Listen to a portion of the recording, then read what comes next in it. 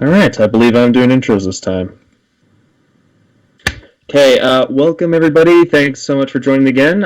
We are Rage Crits, and this is our weekly little show we got going on. We play Dungeons and Dragons like the geeks we are, and today we will be doing continuing the battle where we left off. I wanted to first say, make sure if you want to check out our YouTube or our Discord, we'll have that posted below, and it would be really cool if you guys would join us on this little endeavor of ours, or roll of the die. Anyways, I hope this will be catastrophic in the sense that it'll be really fun, and then also chaotic in the sense that there will be a lot more to this battle than just a massacre of my players. So, if everybody is good to go, I believe we are, well, we're set off against where we left off last. That was probably the best, worst intro I've ever done, but hey, it's all improv at this point, isn't it? Okay. So, last we left off, the team was attempting to make peace with the Reggie Road half-ogres by moving their way out and then reclaiming their homeland, which had been taken over by faceless metal men, or faceless guards, as they were stated. You have now found out that these faceless guards are, in fact, animated armor, and they seem to be spawning from a magical, enormous chessboard controlled by a magnificently large and awesome puppet. Although it seems as though the puppet's abilities to fight you in that chessboard from which you are trapped in is somewhat somewhat reliant on whether it's capable of seeing the game, like a game master. And at this point, we have realized that the armor is not alone, for their weapons themselves are animated. And we leave off at the start of the turn of a rising blade that had just fallen from the animated queen and is ready to attack our sorceress. Help me. So I'm curious, what is your passive perception?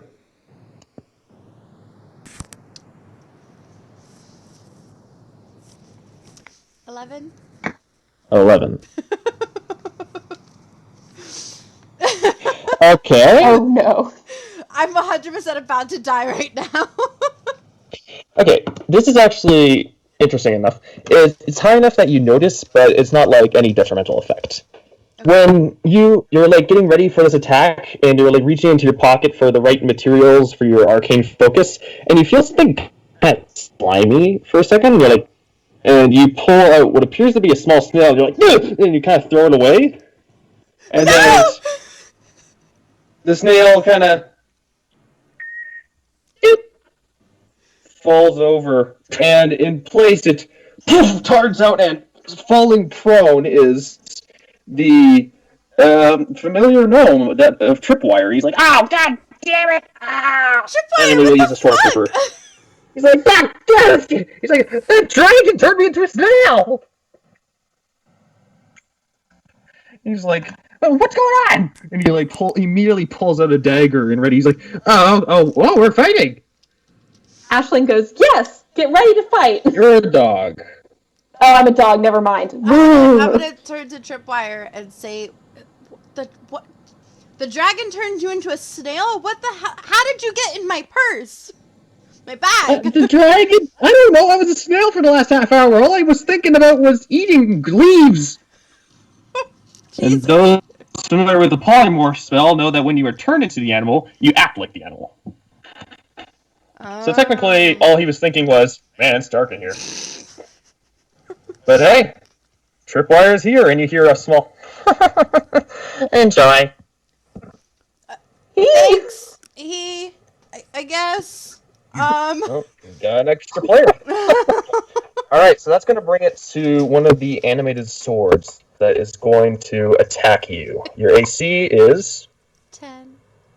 It does have disadvantage, seeing as the darkness spell is still up and the puppet master cannot see you. Accurately, anyways. That one! You called it. The sword goes in, swings right over your head, like cuts off the tip of hair, and you're like, and you manage to hold your ground as it just swings past you. It is incredibly stupid, so it is just going to end its turn there. So I believe it has to make a strength save. It has to make a strength save? Why would it have to make Yes, it does. Oh. Because of Dust Devil. Because of Our the Dust Devil is represented by today's camel. Yeah, he has to make a strength save of 12 or higher. 12. Does succeed. He succeeds? Okay. Then nothing happens to him. Oh, half as much damage. Never mind. Half as much damage? Okay, how much damage are we talking? So I do 1d8. D8 divided by 2. I have a random question. Yes. Oh, okay, 7. So half 3. of that is... Oh my god, I can't do math. It'll be 3. 3. There we go. Write it down. Because yes, your question. Because it's technically in darkness, is everything disadvantaged, including its DC? Their attacks have... No, not their saves. Their saves are the same. Okay. I was trying to help you there, SJ. Even if it was, that was a strength save. It would still feel things so that it could resist that way. Alright, fine. I'll let it happen.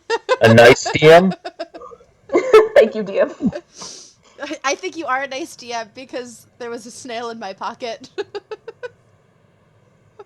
I didn't put it there. Alright. That brings it to Tripwire's turn. He's like, oh, okay, I guess I'm doing this now. And he pulls out a dagger, and he is currently technically flanking this horse here, the animated armor. So he is going to apply his sneak attack. Alright, he hits, I believe. Yeah. Oh, he just hits. He goes in, pulls out the dagger, hits into the back of this animated armor, dealing a total of 1, 4, and then an extra 2d6.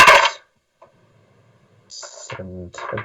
Dealing 10 points of damage against the animated armor that's currently flanking the monk. Then it immediately turns around, is now paying attention to Tripwire, as Tripwire is like, okay, I guess this is problematic. He's going to use his bonus action to disengage, so 5, 10, and he's going to look at you, he's like, you're grappling someone, never mind. He's going to again move his back in place as he was attempting to drag the monk away from it, but can't because he's grappling someone. Anyways, that is Tripwire's turn, dealing 10 points of damage against the animated armor. So I will mark that as such. Do not believe that this one has taken damage, I believe. Yes. Yeah, it's looking pretty weak. Alright, and with that, I believe it brings it. I just surprised myself with my own audio. With that, I believe it brings it to this individual who is going to. Let's see here. Probably attack the sorcerer. And the bard. What just happened? The sorcerer. Just go grid view instead of together. I know, but everyone else. We're good. Alright, we're good. The stream has been fixed. Okay. Somebody hit the wrong button. I didn't. Wasn't me this time. Okay. This is our fight, right?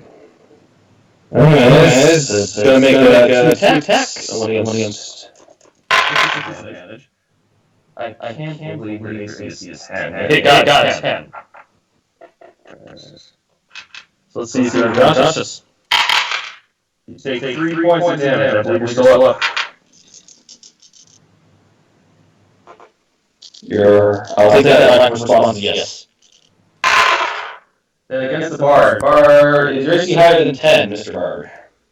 Sorry, were you saying you took damage? You took 3 points of damage. I am still awake, yeah. Make a concentration check. Make it me or the bard? You. Ah. Damn it. Bard's not concentrating on anything. I'm trying to keep us in the dark, man. Alright, so your AC is higher than 10, I imagine? Yes. Okay. So you managed to avoid the blow right over your side. It kind of like hit into the leather armor you're wearing, but does not manage to hurt you. 17. Good luck. 17, you maintain concentration. Okay, that brings it to an archer who is currently grappled.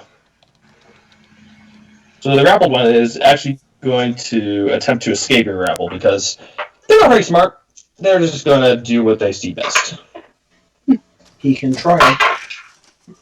Okay, make your athletics check to keep him grappled. You have to beat a 5. Oh, thank God. Oh, I got a 7.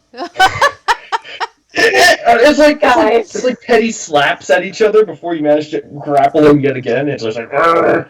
It seems like it's trying to get away from you so it can get a better shot, not realizing that it could probably just hit you if it wanted to. You are not getting away on my watch, buddy. Intelligence of 1. I love these guys. Alright, that brings it to top of the round. I believe it is our Sorceress Supreme. Yeah, I have no idea what the hell I'm gonna do. I've been thinking about this for all week now, and I for the life of me have no idea how I'm gonna help out here. How strong can I do? I'm gonna do like a I want to check the board and see if I can determine if I break it, if it'll stop the battle. Kind Make an investigation check. That'll be your action, though. That's fine. As long as I can keep this darkness up, I don't really care. Investigation, you say? That's a +6, so let's see how that does. Oh, 25! You have a feeling that the board itself could be... It's in essence a magic, but it's connected more to the life souls of these pieces. Specifically, the game itself is the life essence. This puppet could kill you if it wanted to, but it's restricted by the rules of its own game, its own creation, its own bane. You have to beat the game by beating the pieces. I forgot that Tripwire technically had to make a wisdom save if you want to move, but he technically didn't move anywhere, so I'm just going to keep him where he is. But anyways... You're going to have to defeat these pieces as to defeat the game to win. It's going to be hard to do. That's what you can gather. It's gonna be hard. It might be hard to do, yeah. When all the pieces, their weapons pick up after them. Well, I could make it so that their weapons just work on their own when they're not unconscious. We lost someone! Uh-oh.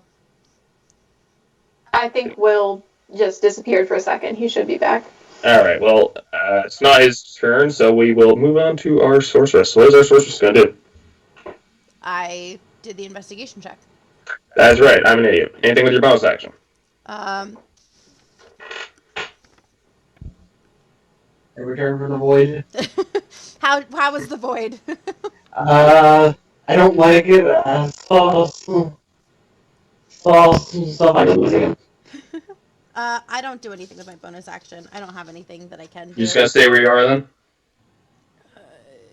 Yeah, because that thing's super dumb and I'm in the cover of darkness, so... Okay. That's your turn. That was that brings okay it to... of someone who thought that was a stupid idea. That brings it to our barbarian, who is going to be controlled by today's monk.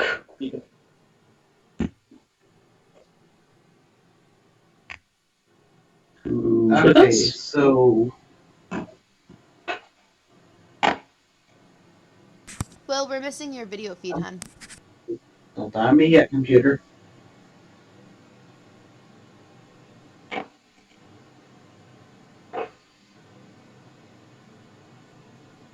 Alright. So...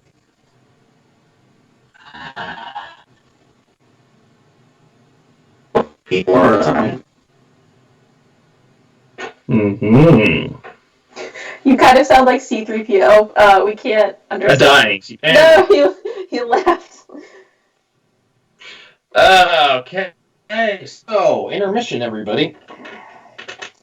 Everybody just kind of takes a stop battling and start... Are we on the... Oh, this... I'm so confused. What's wrong? I got so many... Nothing. I'm just... Too much technology. It's okay. We're gonna give Will a second to hop back in and. There he is.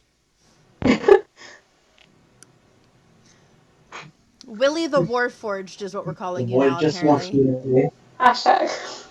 This is how Dungeons and Dragons works, people. If you're online, this is about every 5 minutes. And if you're in person, well, that was a long time. It's here. but back before the dark times. Anyways, you have control over our barbarian. Alrighty, who is surrounding the party? Pardon? Who is which enemies are surrounding the barbarian, if I may ask? The only enemy within reach of the barbarian is this animated sword. You'd have to move to actually get somewhere else. But he does have his claws, I believe, so that's roughly 2 attacks he can make per turn, I believe.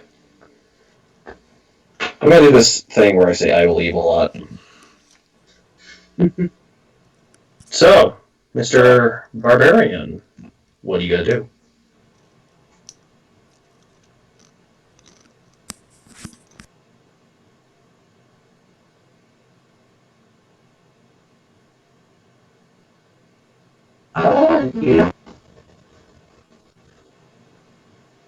You know what? I am going to farm out and do 2 whole attacks at the sword. Okay. I understood what you said. Was a bit watery, but we're gonna. You said 2 claw attacks, right? C. There we go. Yeah. There we go. All right, make your attacks. Alright, so first one is a 21. 21 hits. Second one is an 8. 8 does not hit. Kind of just clang on the side of the armor. How much damage are we talking?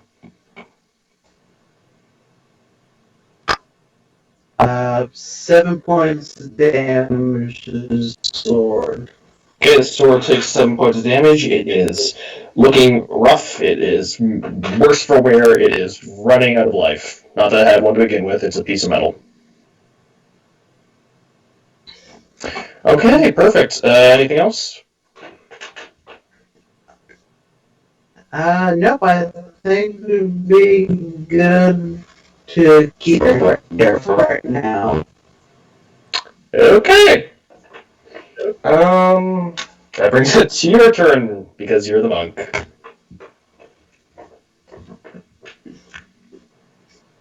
Alright, since Tripwire has distracted the one else with me, I am going to unleash a barrage of punches with my astral arms on the guy I'm holding.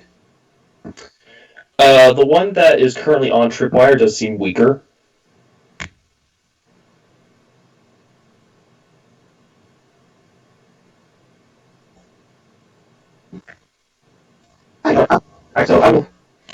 I will do 1 attack against the one behind me, and then 1 attack against the one I'm grappling. Okay. Make your attack. Okay. Alright. First attack, that is a 24 to hit. That hits. And second attack is going to be a flurry of blows to the man I'm holding. Alright, make your 2 attacks. And that is going to be at a 15. 15 does not hit. Damn it. Well, at least I punched the one behind me. What was your second Fury of Blows attack? 15 as well. No, that does not hit, unfortunately. Right, so the first attack to the one behind me will take 7 points of damage. 7 points of damage? You... and the head... falls off as the body collapses. You managed to defeat one. Yes. Although this activates its crossbow. Oh shit. Yeah, whatever. The crossbow is now alive as you have defeated that individual. However, the crossbow has just become to life, so it is not entirely certain of what it needs to do. Okay, with that, would you like to do anything else? Before I end my turn, I'm going to have my astral arms bracket some knuckles, and that'll be it. Could you say that again? Before I end my turn, I'm going to have my astral arms bracket some knuckles. Okay. There's no noise, as it is astral arms, but your enemies get the idea. But yeah, okay, so our bard and the now animated crossbow are up. Alright.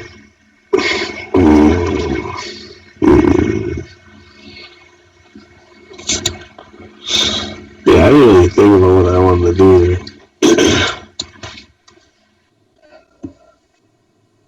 I gotta think. Hold on.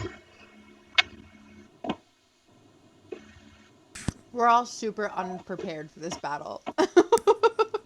I mean, it's not like I gave you a week or anything. Okay. I'd like to use Mage Hand, Okay. and I'd like to use the Mage Hands to hold the sword in place. Like the sword that's animated. Let me just check the weight of the longsword.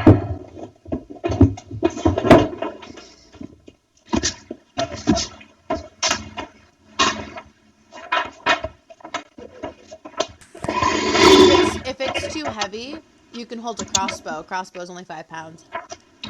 Alright. Heavy crossbows. They're heavy crossbows. Oh. You can do that. Longsword weighs 3 pounds. Let's go! Okay, make her grapple with your astral hand. Okay. Yeah, crossbows are much heavier. That don't make any sense. What is I would say in this scenario, you would still have to apply your strength, Apply my strength? Okay. because you can't exactly use your mental stats to pull it closer unless you had the telepathic feat or something. Okay. So my strength is 10. Okay, and I'll make a post-athletics check against you as it's being pulled by the spectral hand in midair.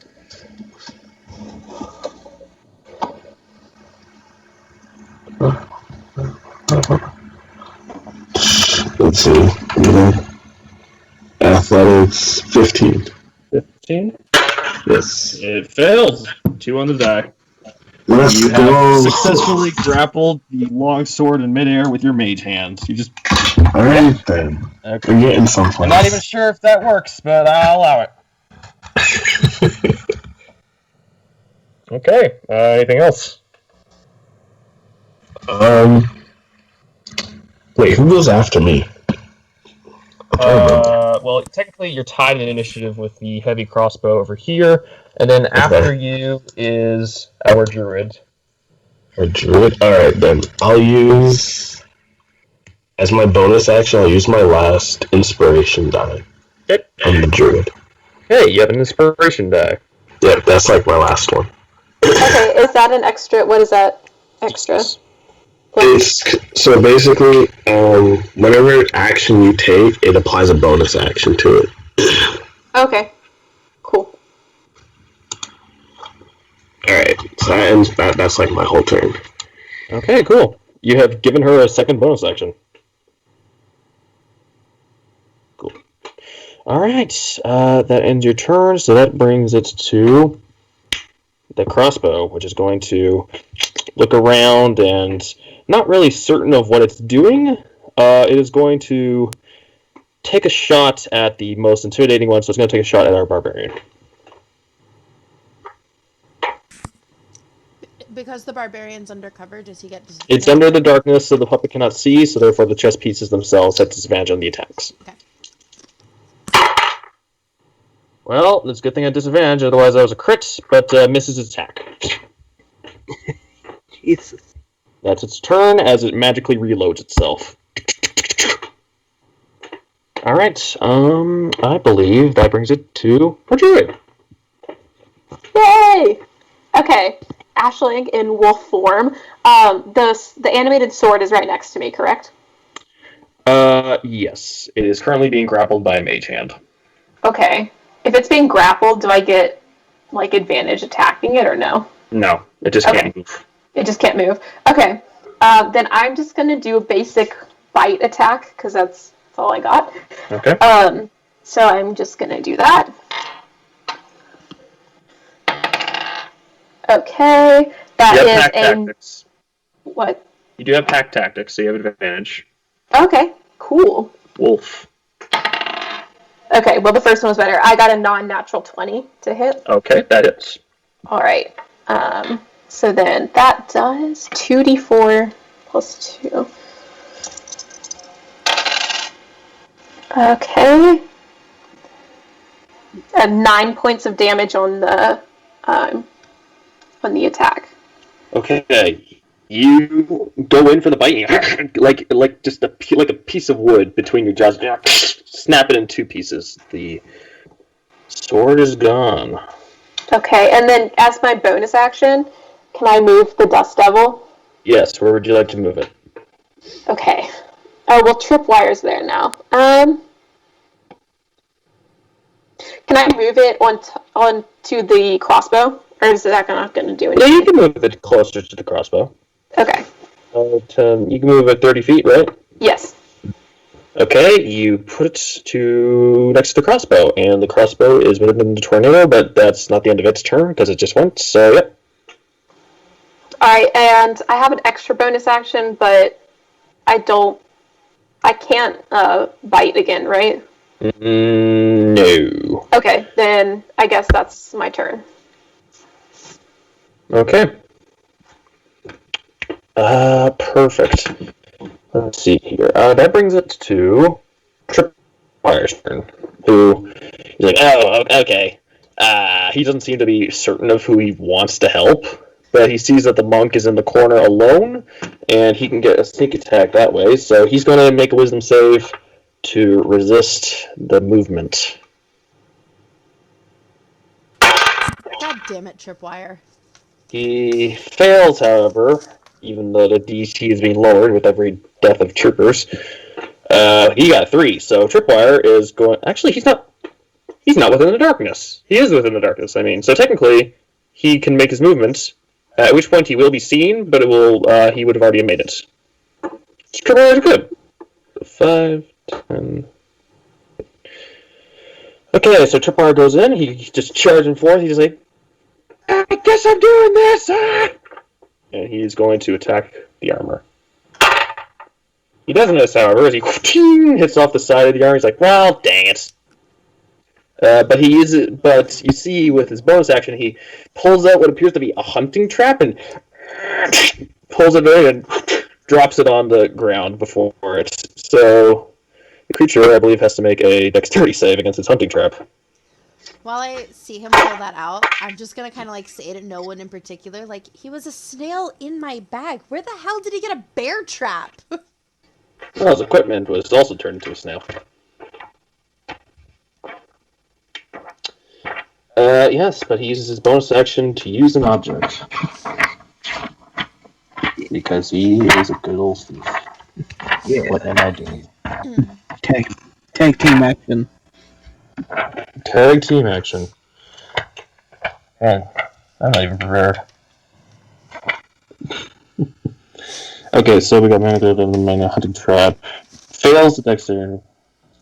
Okay, you don't need to grapple it anymore because it is now unable to move because of a hunting trap. Takes a damage as it is wraps around its leg and is nailed onto the ground. That's Tripwire's turn. Dope.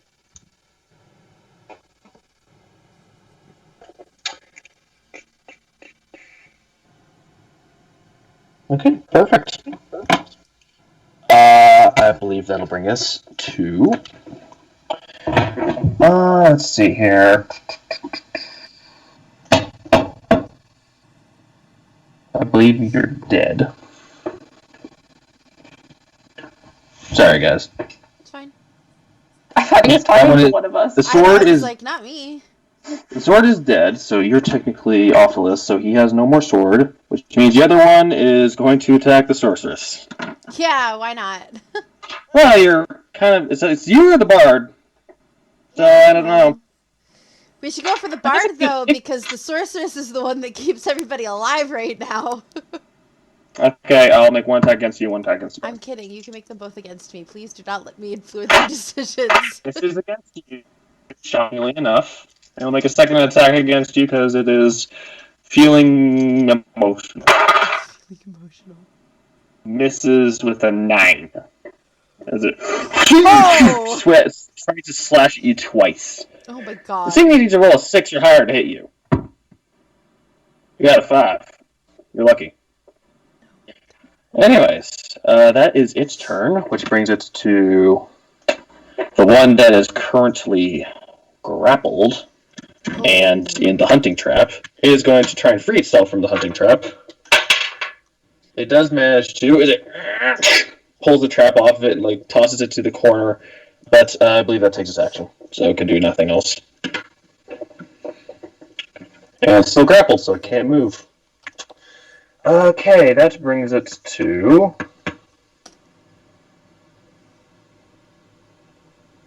the other guy, who's actually going to move in. Did I miss you last round? Silly me. Oh well. They're pretty stupid. They probably just stood around not knowing what to do. This one is going to see that the wolf has just attacked its friend, so it's going to 5, 10, 15, 20, move in with its blade, and it's going to attack our druid. What is an armor class of a wolf?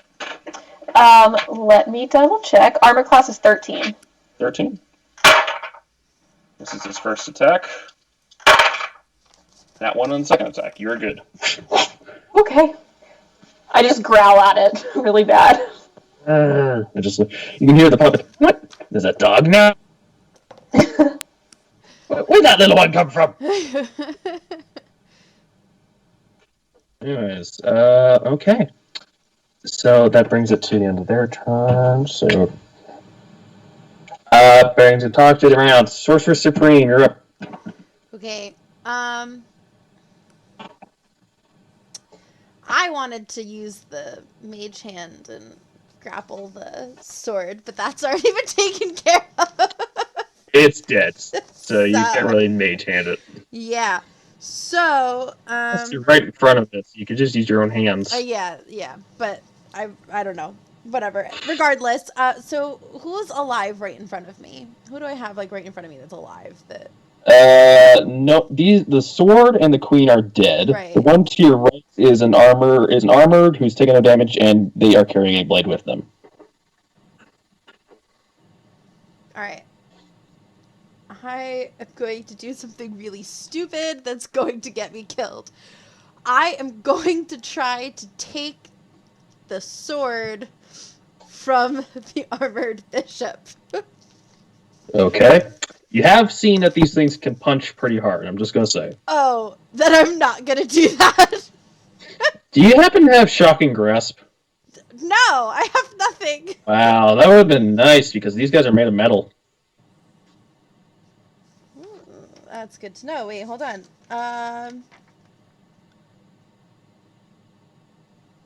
Alright, here's what I'm going to do. I'm going to use the gift that was bestowed upon me by... Yeah, boy. What? I'm just getting ready. Okay. Alright, what are you summoning?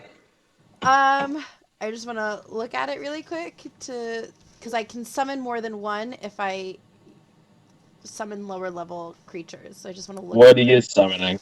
I just want to look really quick and see what it is.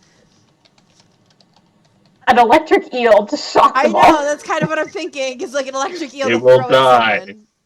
What, the And eel? electric eels do. Yeah, it has no water.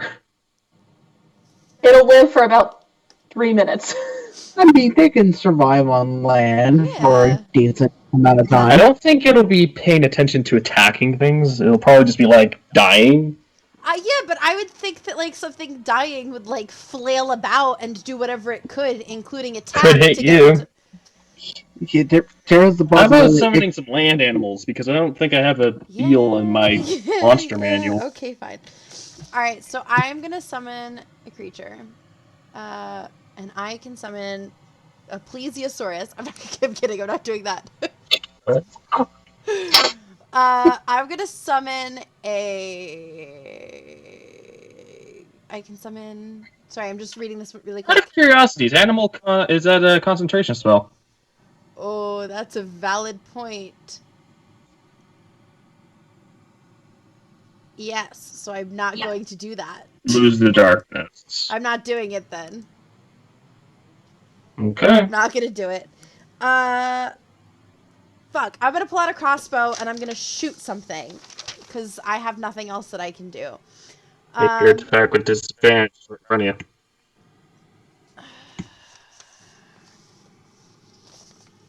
I love being a DM. I hate you. Oh. This is so shitty. I didn't write these rules. You just Okay, what are you gonna do? I'm gonna use the crossbow because it's all I have. And I'm gonna... What cantrips do you have? Nothing helpful. I have mold, earth, mage hand, message, and control flames. And since nothing's on fire, none of those are helpful. You have no attacking cantrips. Nope. Listen, you guys! Wait, what? What are you listening for? Alright, so I'm fuck it. We're gonna go with a dagger, and I'm gonna use my dagger and stab something, and it'll be That fine. works! You do not have disadvantage. Roll to hit. Great. Nat 20. Really? Yeah. Alright. It all worked out. Alright, roll your 2d4 plus dex. 2d4 plus dex. Determination stabbing. You are filled with determination.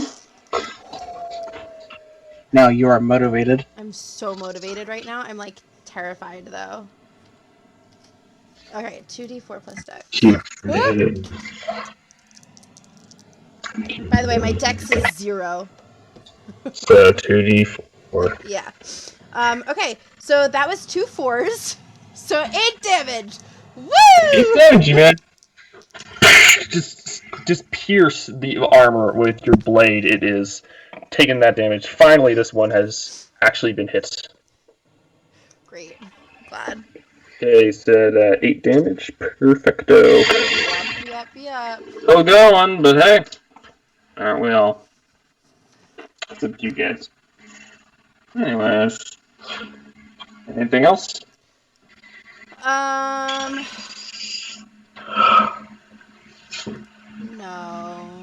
No. No. Finally, back to our barbarian's turn. Alrighty. So the sword is down. One of the bishops is down.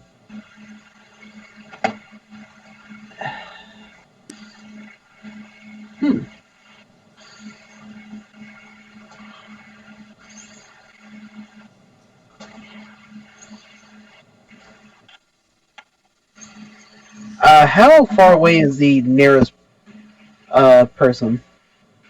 How far away is Nearest the enemy. nearest? Like enemy, you mean? Yeah, enemy. For this this enemy right here, you would have to move all the way around. This enemy here, just move to there. I'm like flank it.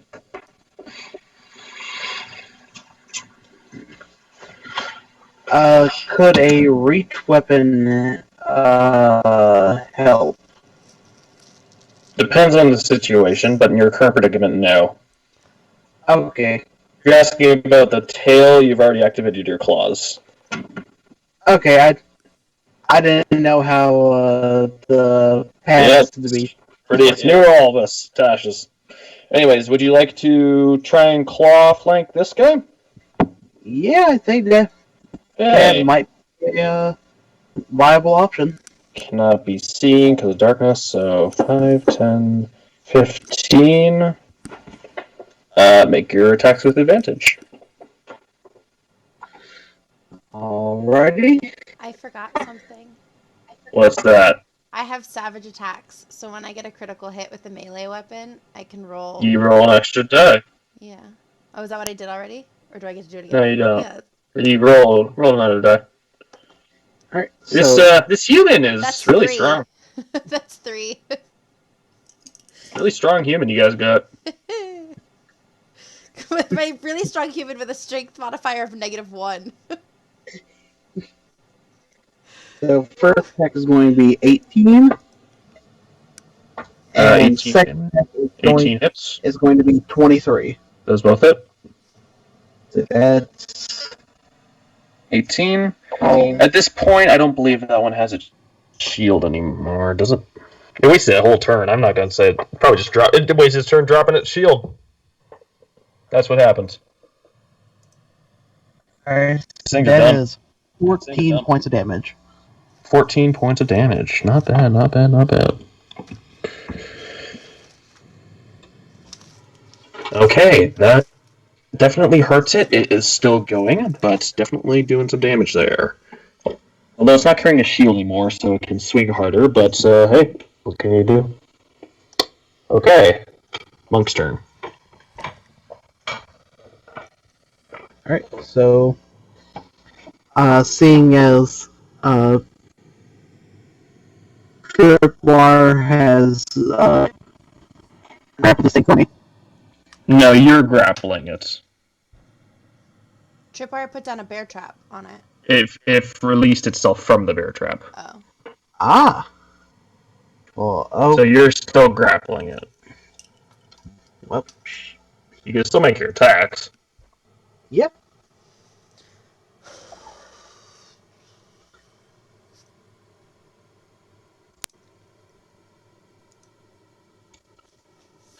Okay, what do we need to do to put this thing in a chokehold hard enough the helmet pops off? You have to make attacks. Fair enough.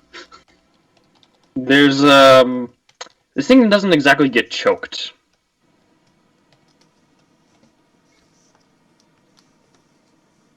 It's made of nothing. Empty suit of armor. Yeah, it's worth a try at least. It's worth a try. I am going to bonk it in the back of the head 2 times with the astral arms. Okay. That is going to be a 21 on the first hit It's and a 18 on the second. this one is using a crossbow, I believe. So yeah, that hits. Alright, so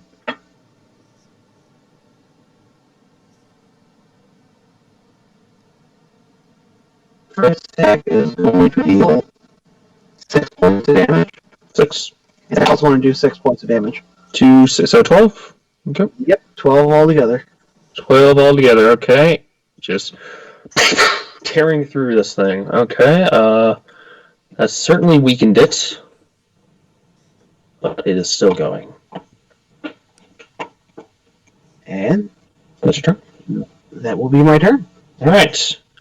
Our excellent bard is up, and the one that just got beaten the heck out of is also up.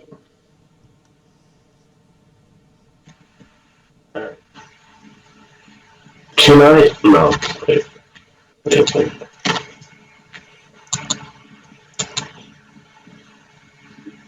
So,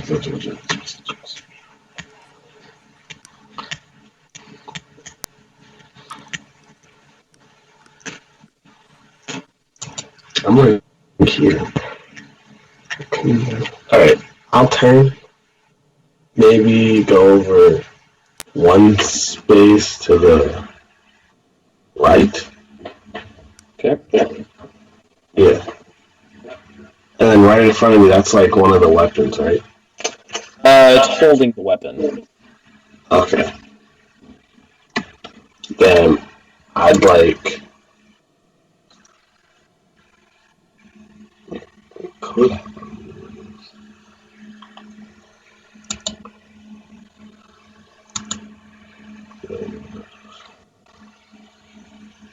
See my humanoids. This sucks. They are constructs.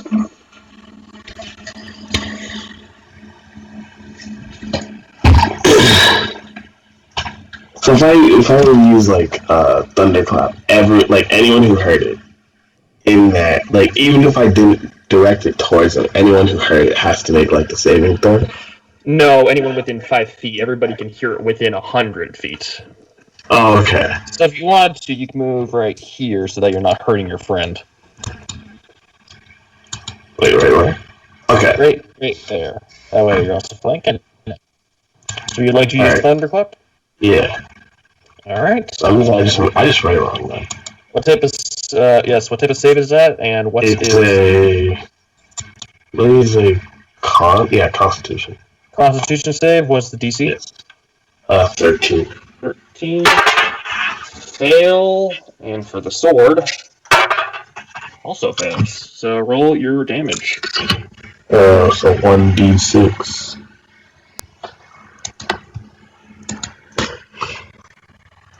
Let's see. I got 6. Hey. Very nice. Okay, knocks back the armor, and it also like bends the sword in place it is holding. Okay, so that's 6 damage. Okay, now we're using my brain. Okay, very good. All right, is that your turn? Yeah. Okay. That brings it to the one that is grappled. It is getting really upset that this guy has been grappling it for so long, so it's going to make some attacks. The AC of our monk is 16.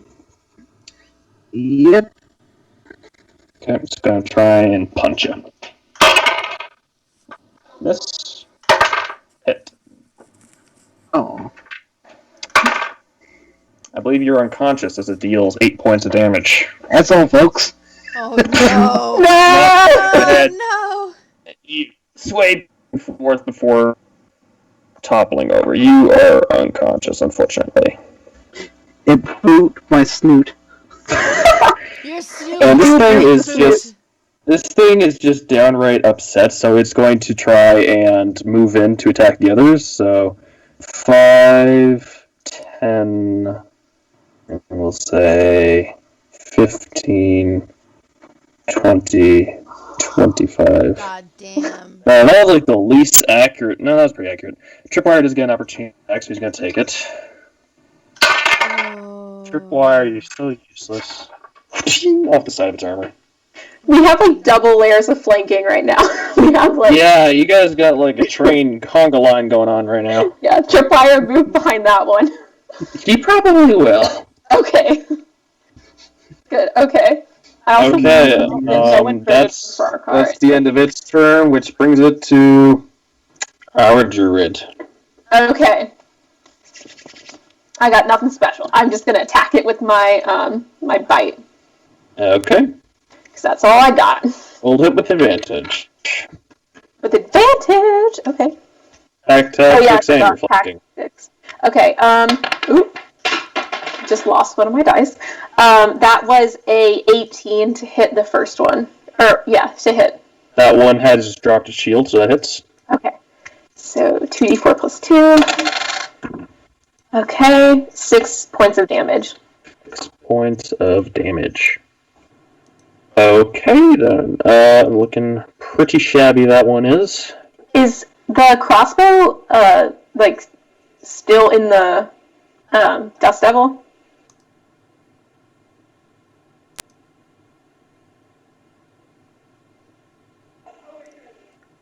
I think so. Its turn's coming up. I might have mixed up the initiative a bit, but its turn's definitely coming up, because it hasn't gone in a while. Okay, I'm just gonna leave the Dust Devil there, and since I can't really do anything else, I'll end my turn. Okay, then. Nice turn.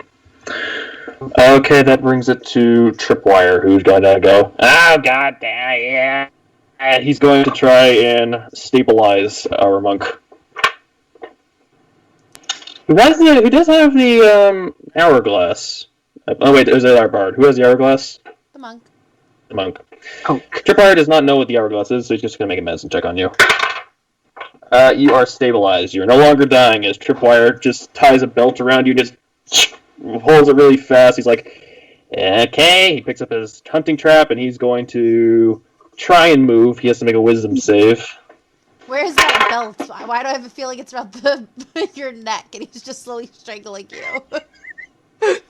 It's like around his waist, where he got he got socked in the nose, so he like cracks his nose into place, and then he like ties a belt on his stomach so to stop what's happening. Tripwire can't move the way he wants to move. Oh no. Wait, hold up. Tripwire came late. He was never assigned a piece.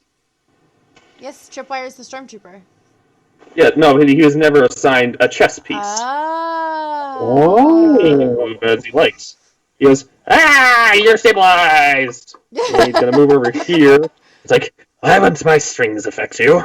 Wait a minute. Who was opposite? Who did we have in place of the queen on our side? I think it was me. Yeah, I wonder if you're able to move freely now because the queen is down. So your piece is safe. You wouldn't know because you're in darkness. Anyways, with his bonus action, he just releases the hunting trap again. Alright, we've got double, it does succeed flanking. against its hunting trap as it's like, okay. Snaps in place, and he just... That's what I got, guys! Okay, this is... gotta be one of the funniest things I've ever done. Anyways, I believe that brings us to our good friend, the attacking onslaught of troops. Great. This one here does not take contact that it just got attacked by a thunderclap, so it's going to make an attack against the bard. Okay. This is the bard. It's going to try and swing again. This is the bard. These guys are getting My heart can't. Man, what's disadvantage? No. Can I do a reaction? What do you do? It's like, I want to cast Hellish Rebuke. I believe it has to hit you. It has to hit me? Okay. What are the rules exactly of Hellish Rebuke? Let me see. I'm not sure. Action. In response to being being damaged. Okay. The one time I don't get hit, that's crazy. One time you don't get hit. Anyways, yeah. Cool. That's the end of its turn, which brings it to Crossbow, who's going to look around and going to take a shot at... Tripwire has been not a big threat to it. To its master, yes, but not to it. It's going to take a shot at... Sorcerer. Oh, why? Oh, why not? Sure. Don't technically roll the disadvantage because you cannot be seen.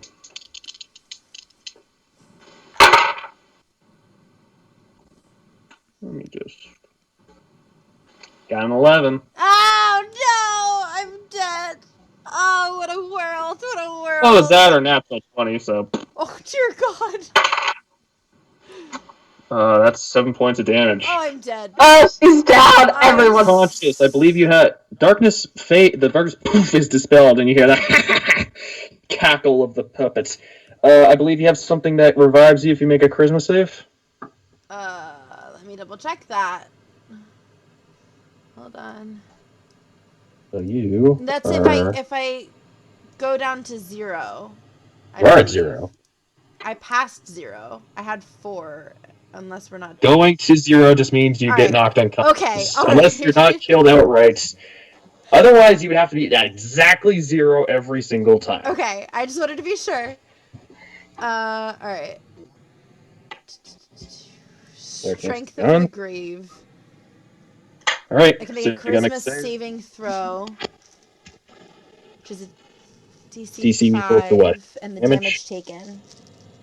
So you have to. You gotta get you gotta get higher than 3. So I don't think. Okay, cool. I don't think you can fail this. Oh god, don't say that. Say that. What did I say? No, literally, like if you roll 1, you get a minimum of what? 5. I do. That's true. Woo! I rolled a Right, 19, but it's you're back up. fine. Yeah. The shadows just your shadow picks you up, places you in place, and just like slaps you on the face a couple times, and then goes back into sleep. You're like, oh, okay, and you are back up and at him. Great. I get 1 point. Better than dying. It's true. How often can you use that? Long rest. Once a long rest. Okay. Otherwise, you'd just be going up and down, up and down. I know, just don't get hit again. Yeah, don't worry. Anyways, crossbow. I forgot about crossbow. Strength save. It'll make a strength save. So what's your DC again? Doesn't matter. I'm pretty sure it failed. Unless you have an 11. No, it's a 12. Much better. Okay. So now it fails, I do. So you have to roll your D6, and it gets pushed in a random direction. Yeah, so I do 1d8 bludgeoning, and then it'll get pushed 10 feet away. Okay, 7 points of damage. 7 points of damage. And it's gonna fly out 10 feet. Okay, I believe this one has not been attacked yet. And it's gonna fly out 10 feet. We'll say it moves right behind Tripwire, because, sake of convenience, its long-range attacks will be made with disadvantage. Okay, and I'm also, as my bonus action, I want to move the Dust Devil. Can I move it behind the crossbow again? Or on top of the crossbow again? If you move it here, it will affect Tripwire. Okay. Then I am... I don't know what to do. Does it fly, out of curiosity, when it moves, or does it hover? I think it hovers, because it, like, eats up what's on the ground and it's bigger. Can it move through other creatures' spaces?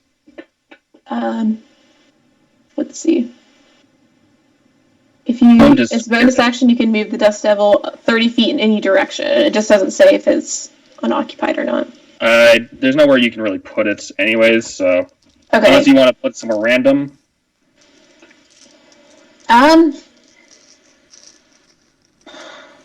Okay, I will put it 2 spaces directly forward. Here? Yeah, so if that thing tries to back up or one of the pieces tries to step out of line, it'll get affected. Okay. I believe that is your turn. Yes. Okay, Tripwire is up, and he's looking at the situation around him just now. Oh my god. And he is going to attempt to attack with advantage because he's flanking. He's going to attack the one in front of him. Tripwire, you're so frickin' useless. Tripwire makes his attack, picks up the hunting trap, puts it back down. He's like, okay, just do this again. And he's makes the attack. Fails to save, so that creature is going to be mobilized by the trap. Wow, 1 point of damage. But hey, Tripiwire's here, yay.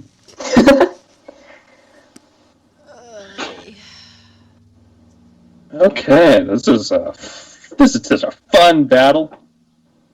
I just can't believe the amount of flanking we have. It's so far out. So many layers. It's an onion. I mean, you guys are a path over, so what can you expect? Alright, so believe it's this dude's turn. Great. Did I miss you again?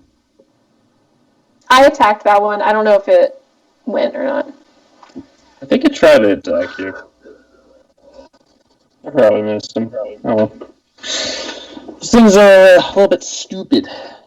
It's going to hold its action to... it was just holding its action to attack you. It was hoping someone would move. Anyways, that brings it to the one attacking, so it's going after the bard again. Oh. Just trying to... The darkness is gone, so it does not require to attack the sorcerer anymore. Does hit the bard. Oh, he has like 2 health. Because I do not believe he has an 18 dex. I mean, armor class. Uh-oh. And you know that. Well, 7 damage. And Ooh. We lost our bard. My gosh. Our bard have exactly 7 health left. No, I have 6. You are unconscious. oh And it's gonna go in for an attack against the sorceress. no! No! Guys, you are gonna leave me by myself. You have all For the the help! last ones, complete the mission. Let's see, you got a 9. Yes! Lucky duck. You lucky duck. Oh no! Tries to swing at you, however, your bard is down. Oh, guys. Oh my god. Okay, that brings it to Crossbow's turn? I think it's Crossbow's turn.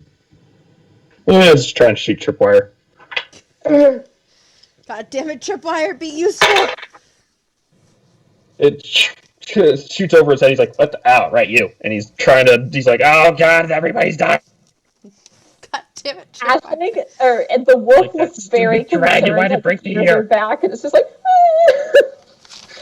I'm about to start Okay, calling it a dragon. You notice on the outside of the dome. God damn it. Okay. I think our bard died in real life. I think so too. He's just down. He's Yeah. committed to that. The other one is going to attack Wolfie because it finally has its turn back. It had its held action. We'll say it was taking a dodge action or something to avoid the barbarian, but it's going to attack now.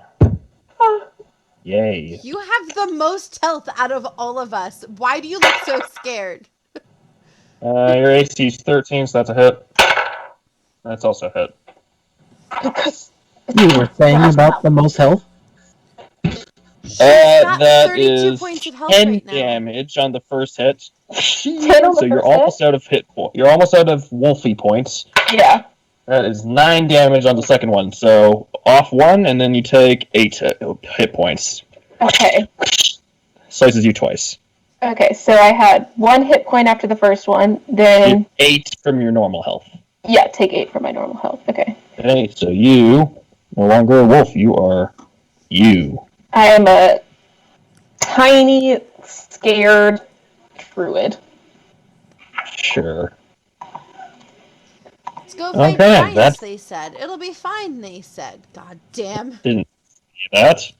They said the opposite. Sorcerer Supreme, you're up.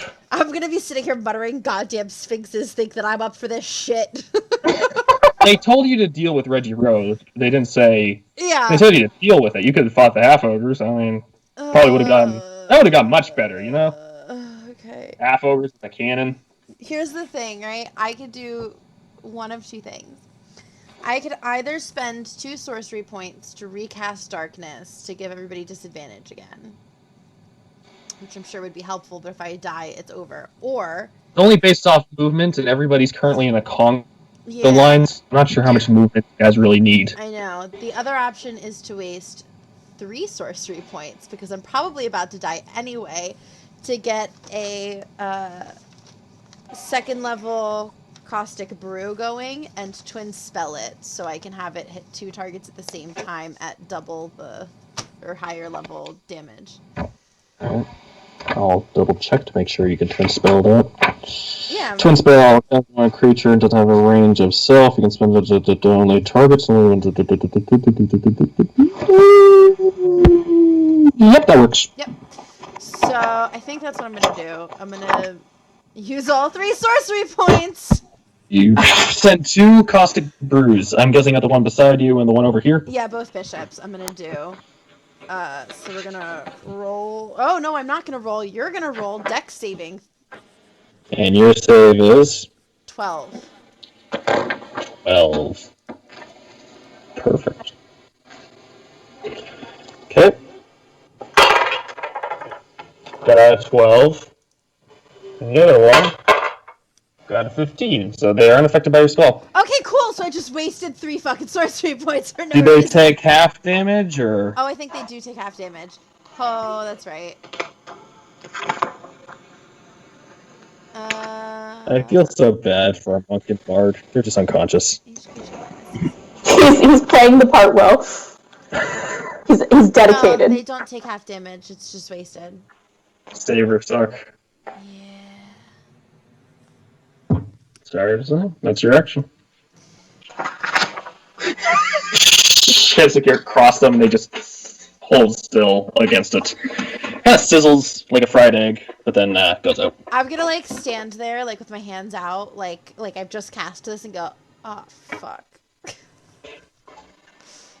Oh no. Okay. Okay, so that's your turn, which brings it to the barbarian. The barbarian is going to continue his barrage of claw attacks against. One in front of him. I think it was. Whichever one looks weaker. Yeah, whichever one looks easily shreddable. Well, one of them's currently caught in a hunting trap, so maybe that one. Yep, that works. And you get advantage because we're flanking. Yep. There's all Kangaline of flank. First one's a nat 1. You get advantage, though. Advantage. You rolled 2 natural ones. Oh, I rolled a 2 on the second one. Would you like to make your second That's attack 8 against the to hit. same creature with advantage? Can I give you a hero point to? A group assistance? Woo! Hold up. Yeah, there we go. Nat 20. You would add a d6. I'm just gonna warn you that it would be 2 plus its modifier plus the d6. Oh. Group assistance. What you can do, you can use your own hero points, but you can't use other heroes' hero points. You can give group assistance, but he already had advantage, so it would make no difference. Okay, I see. Okay, so would you like to make your second attack against the same thing? Second attack is a nat 20. Yes. Okay. What's your what's his modifier? I think it's damage modifier is plus. I think that would be what 2d6.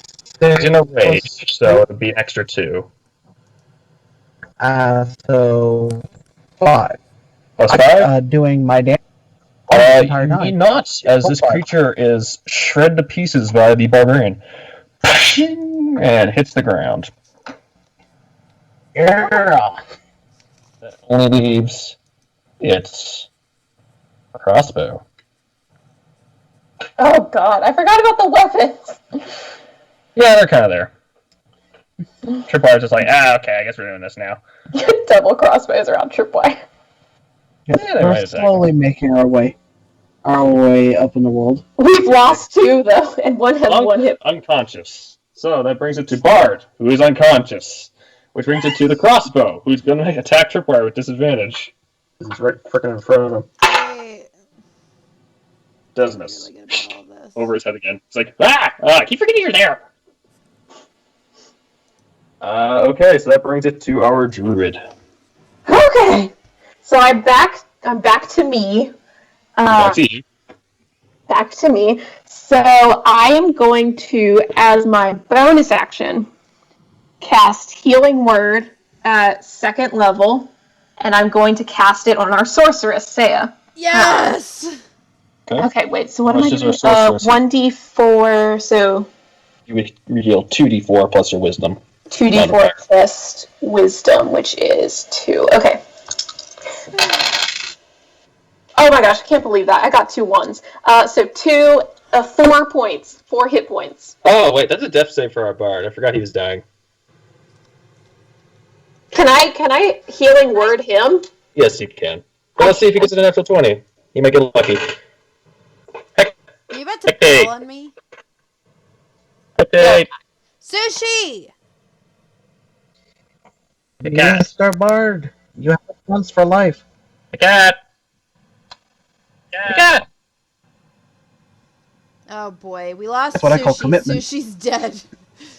Sushi's like dead. Hecat, if you... Send a text? I don't know. I don't know. We'll come back to Hecat, I guess. Hecat? Sushi! Oh, There he is. I messaged him, so I think he heard the ding.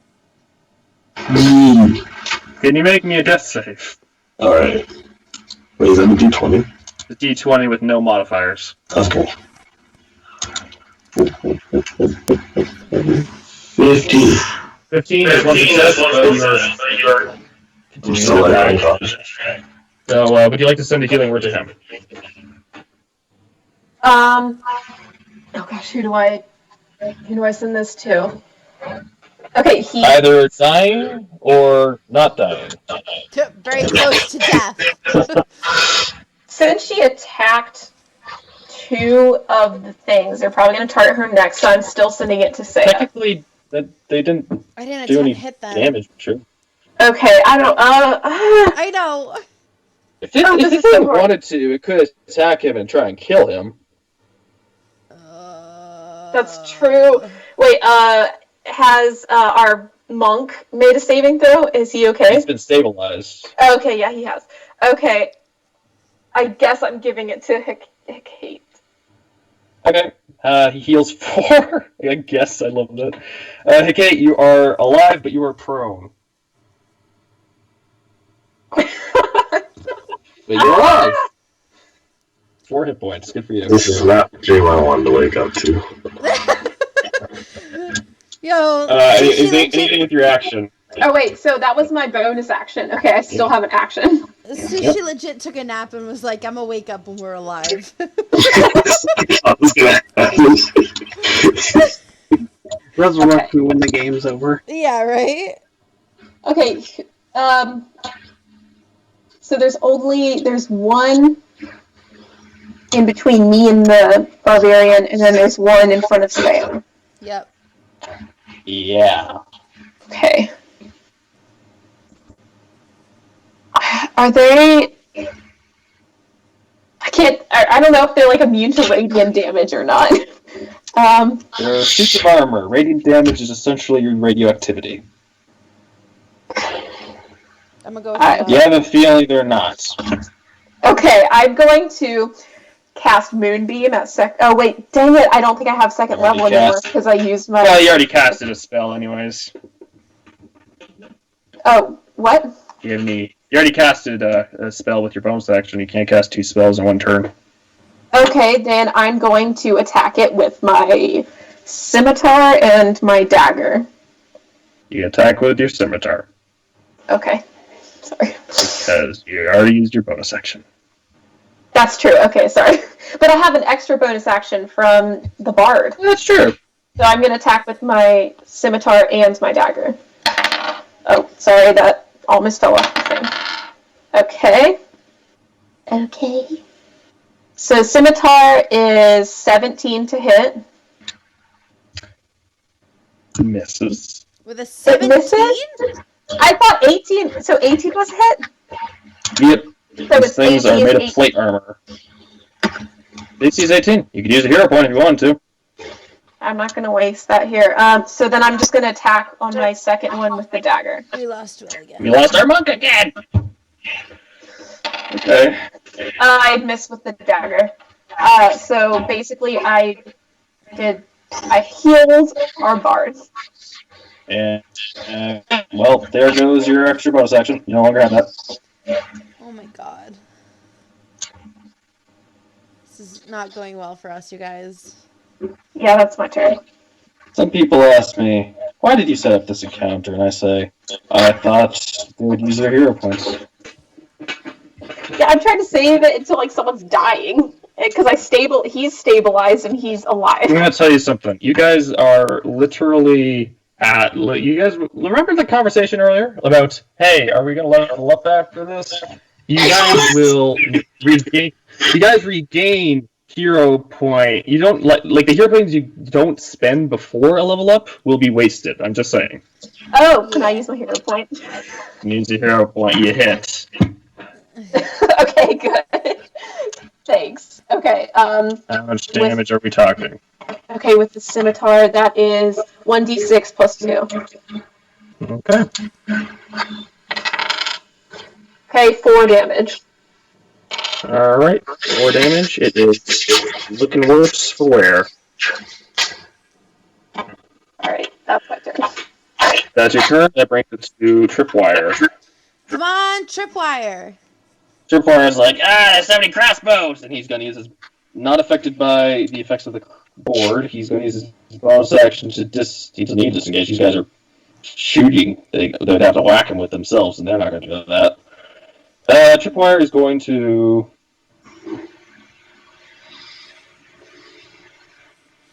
Tripwire's confused. Can't do that, can't do that, can't do that, can't do that.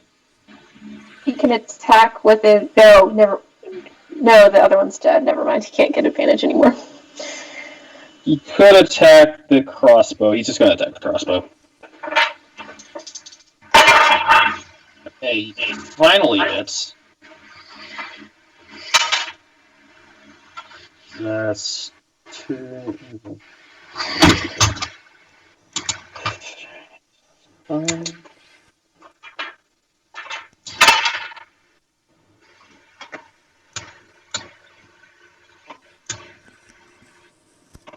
Okay, he does 11 points of damage. So, I do not believe this one has been hurt yet, but he's definitely... It's the weapon. He is then going to use his bonus action to throw a hunting trap on it. I don't know. At this point, he's just confused. Hunting trap succeeds. Thing takes 3 more points of damage. And that is his turn. Okay, so with that, it brings it to this guy's turn. Oh boy. Oh goody goody. Does not seem to notice the bard has arisen, so it is just going to attack the sorceress. Great. No, yeah, that's totally fine. I'm not about to die or anything. It'll be fine. It'll be good. It'll be fine. Yeah. You're unconscious. Cool. Slash across you, and you're unconscious. It's then going to move there. These creatures are not smart enough to flank, however, so they don't know what they're doing. But it will make its second attack against our druid. Okay. Misses. Now it misses. It missed you like 3 times earlier. I'm dead. I'm allowed to be salty. Not dead, you're dying. There's a difference. I'm not That's quite a good quote. dead yet. Crossbow's going to make an attack against Tripwire.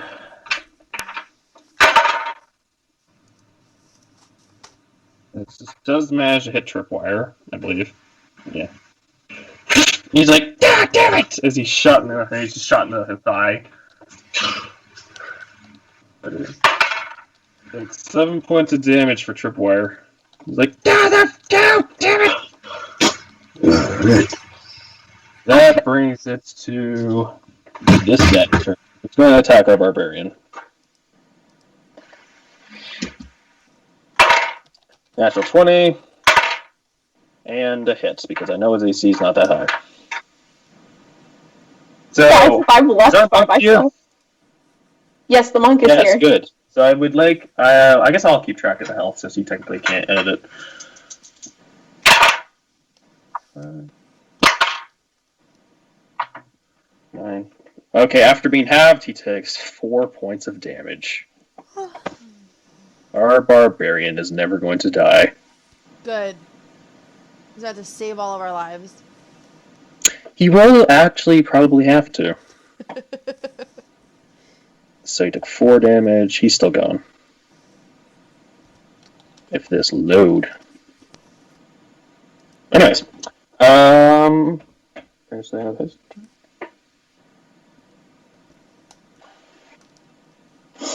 5 damage. Sorcerer Supreme, make me a death save. Yes, master. Anything else, master? Don't call me that. That's it. Thank you. Why not? You're the dungeon master. I prefer,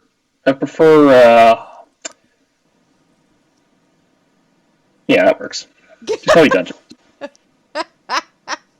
Alright. What am I doing with this? I rolled a 13. Roll d20. So save, so you made one save, so you're still good. Yay! Okay. You're a good Barbarian's turn. He was going to probably attack this thing right there. So, our barbarian is up. Roll your attacks with advantage. I just realized that my mic's been on mute this entire time. Oh, dope! Kinda. I'm a professional, as you can clearly tell. So first attack is, and no advantage, or? With No, advantage. you have advantage on both attacks. Okay. Alright, first attack is going to be a non-natural 20. It's Second attack is also going to be a non-natural 20. okay. I believe that'll be 2d6 plus 10 then. Yep. That is going to be 6 plus 10. So 16. Slash for the first hit, and then strike across the second. It is down. The barbarian has defeated another suit of armor, only for its sword to take its place. Okay. Pretty good attacks there. How much damage did the first one do, out of curiosity? 5. Wait, 5 no, plus... see. 6, I mean. Sorry. Just curious. Yeah. Okay, First dice I rolled a 1. Monk is unconscious. Bard is... would you just have to move him to get up?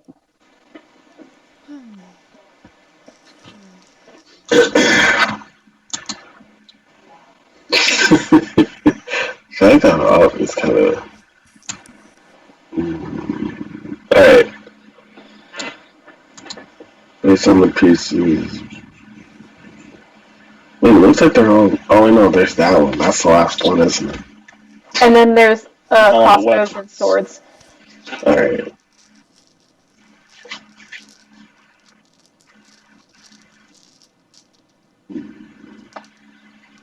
You said I'm in prone? Like I'm in the prone position? Yes, like you're on your back, and you're easy to hit with melee attacks, etc., etc. Alright, then. That's double concentration, out of curiosity? What? I think it is. Not you. Oh. If it is, just make me, like, a concentration check. Okay.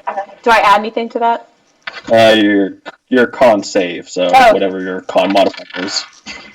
Oh God, that's not good. +1, so that's a 9. You have lost control of the Dust Devil. It is gone. Okay. No. Camel. Goodbye, camel. It wasn't doing anything anyway. Not the camel. What's our bard going to do? Our bard.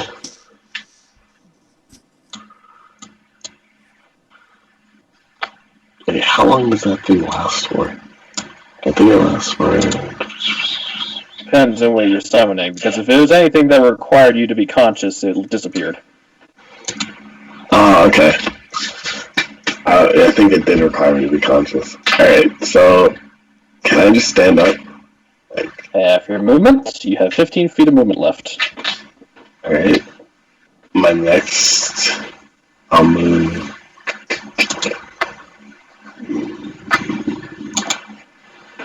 From there, and I move.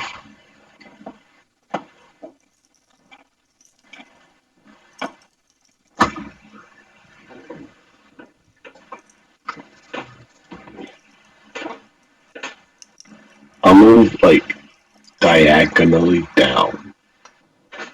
Right here? No, other way. Here? Yeah. Okay. That's 5 feet of movement. Would you like to move so you can attack, or? Yeah.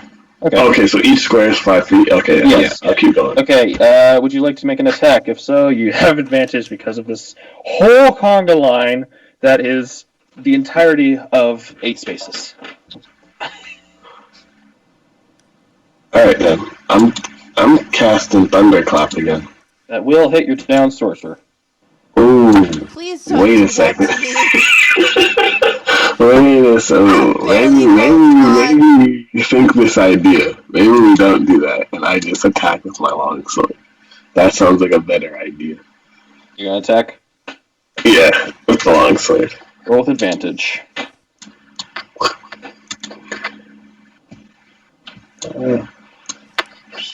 Where is it? 15? 15 does not hit. Alright. It's off the side. It notices you're up and ready now, but it's just kind of confused on who it wants to hurt. Hurt me!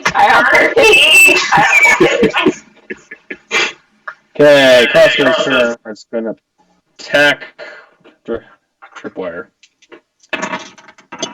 Misses Tripwire. He's like, okay, stop trying to stop. And that is its turn. Okay. Druid. Okay. This is very bad. Okay, so as bonus action, again, I'm going to cast Healing Word on Saeya. Not a good idea. Only one with the conjure animals. Okay, that's 1d4 plus 2, so. You got 3 hit points. Yeah. You're welcome. Don't mind me, I was just rolling a wisdom save for our bard, because technically you should have made one, but you succeeded. You're fine. So you get 3 hit points. You're Woo! welcome. You're prone, but you have 3 hit points. Okay, then I am going to... What am I going to do?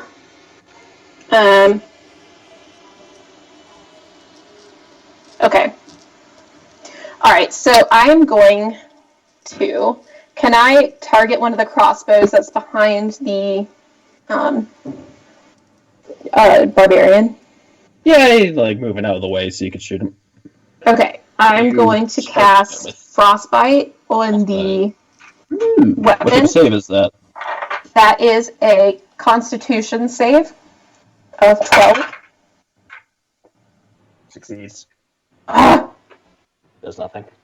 on a failed save. No, wait. All cantrips or savers suck. Yep. All right, that's my turn, baby.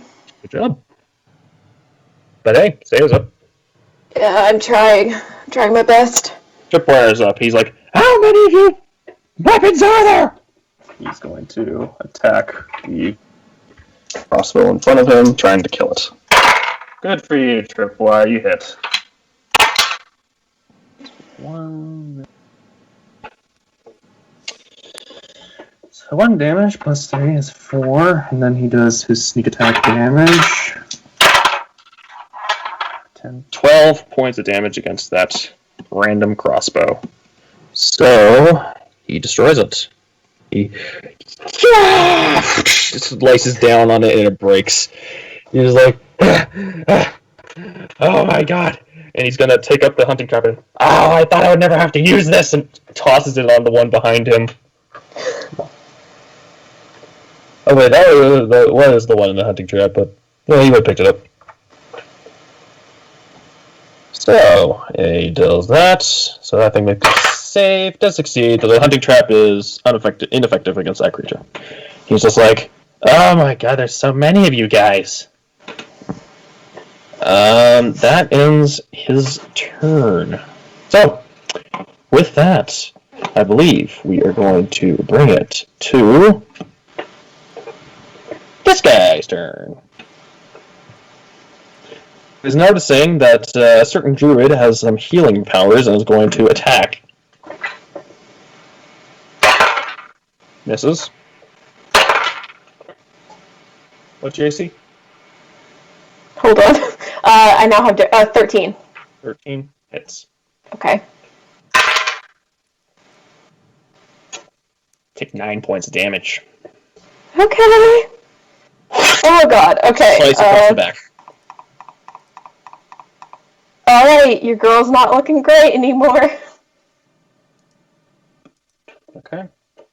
Brings it to that crossbow, who is dead for sure, so he does not have a turn. Which brings it to that guy, who his sword is going to take his place and attack the barbarian. Misses the barbarian. Swipe overhead. Okay, that brings us to Sorcerer Supreme. Alright, I'm debating on what I want to conjure. I imagine you're going to get up. Yeah, I'm going to kind of stand up a little bit. I am going to use my conjure animals. One of them is definitely the brown bear. So with the way that conjure animals works is I get to cast one beast of a rating of 2 or lower, or 2 of 1 or lower, etc., etc. So I'm going to cast 2 beasts of a challenge rating 1 or lower. And one of them's the brown bear. And the other one,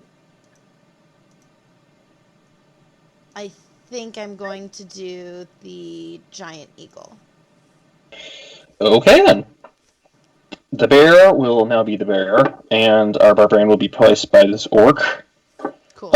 Where do you summon them? Let's see. I would like them to, because there's only 2 living pieces left, right? There is swords. this guy. There's only 1 living piece besides weapons. Oh, all right. So I want one to be on the left of the bishop. Left of the bishop.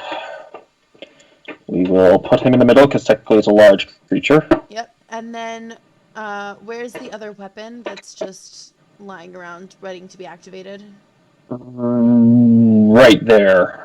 There's 11 there, and still being held by this one. All right. So I'd like to put the giant eagle to the right of the barbarian.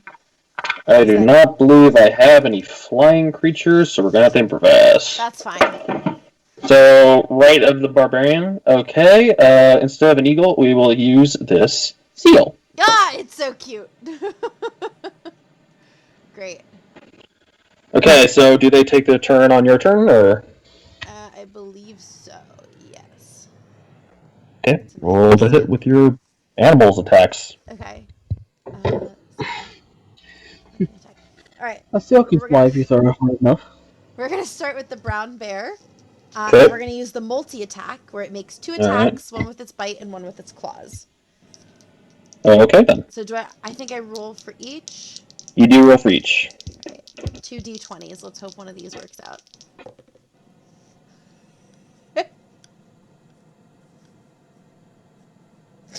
It's an 8 and a 5. I would like to use, if I use a hero point, do I have any chance of either one of these working out? Can't give it to your conjured animals. God damn it! Alright, giant eagle. Tries to attack, just misses twice. Okay, a giant eagle will go. Okay, this one also has a multi-attack to make one with its beak and one with its talons. See if you roll 5 and 8 again. If I, what? Sorry. Let's see if you roll 5 and 8 again. I know. Okay, here we go.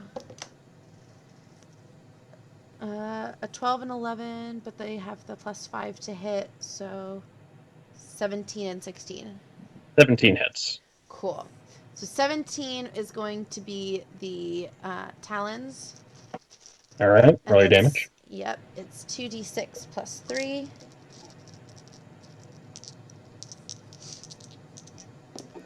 And it deals 4 slashing. Oh, wait, sorry. 7 slashing damage. I forgot to add. All right. Sorry. The blaze damage. Ah! Eagle noises! Eagle noises. Whew. Okay. I believe that is your turn. It is. Yes. Perfecto. That brings it to our barbarian. Will our barbarian attack this guy, perhaps? He will indeed. Okay, roll a hit.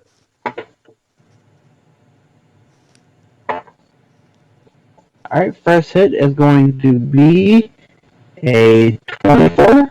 Hits. Hits. And second hit is going to be a 21. Okay, that also hits. How much damage do you do with the first one? 7 damage with the first claw. Okay, second attack breaks this blade as it shatters into pieces. Woo! Okay. Does Barbarian want to move anywhere? Actually, the first attack destroys it. What would you like to do with your second attack? I assume that one of the crossbows is still up. Yeah, so he is within the range. Can you make a wisdom save? See if he can move accurately. Alright, wisdom. Not that bad. That is a 16. 16 succeeds. So 5, 10, 15. That was so close to being a 6. Second attack dealt how much damage? Second attack is 9 points of damage. 9 points of damage. That crossbow's looking bad. Okay, Monk's turn. Unconscious. Art's turn. You're up. Alright, so 1, 2.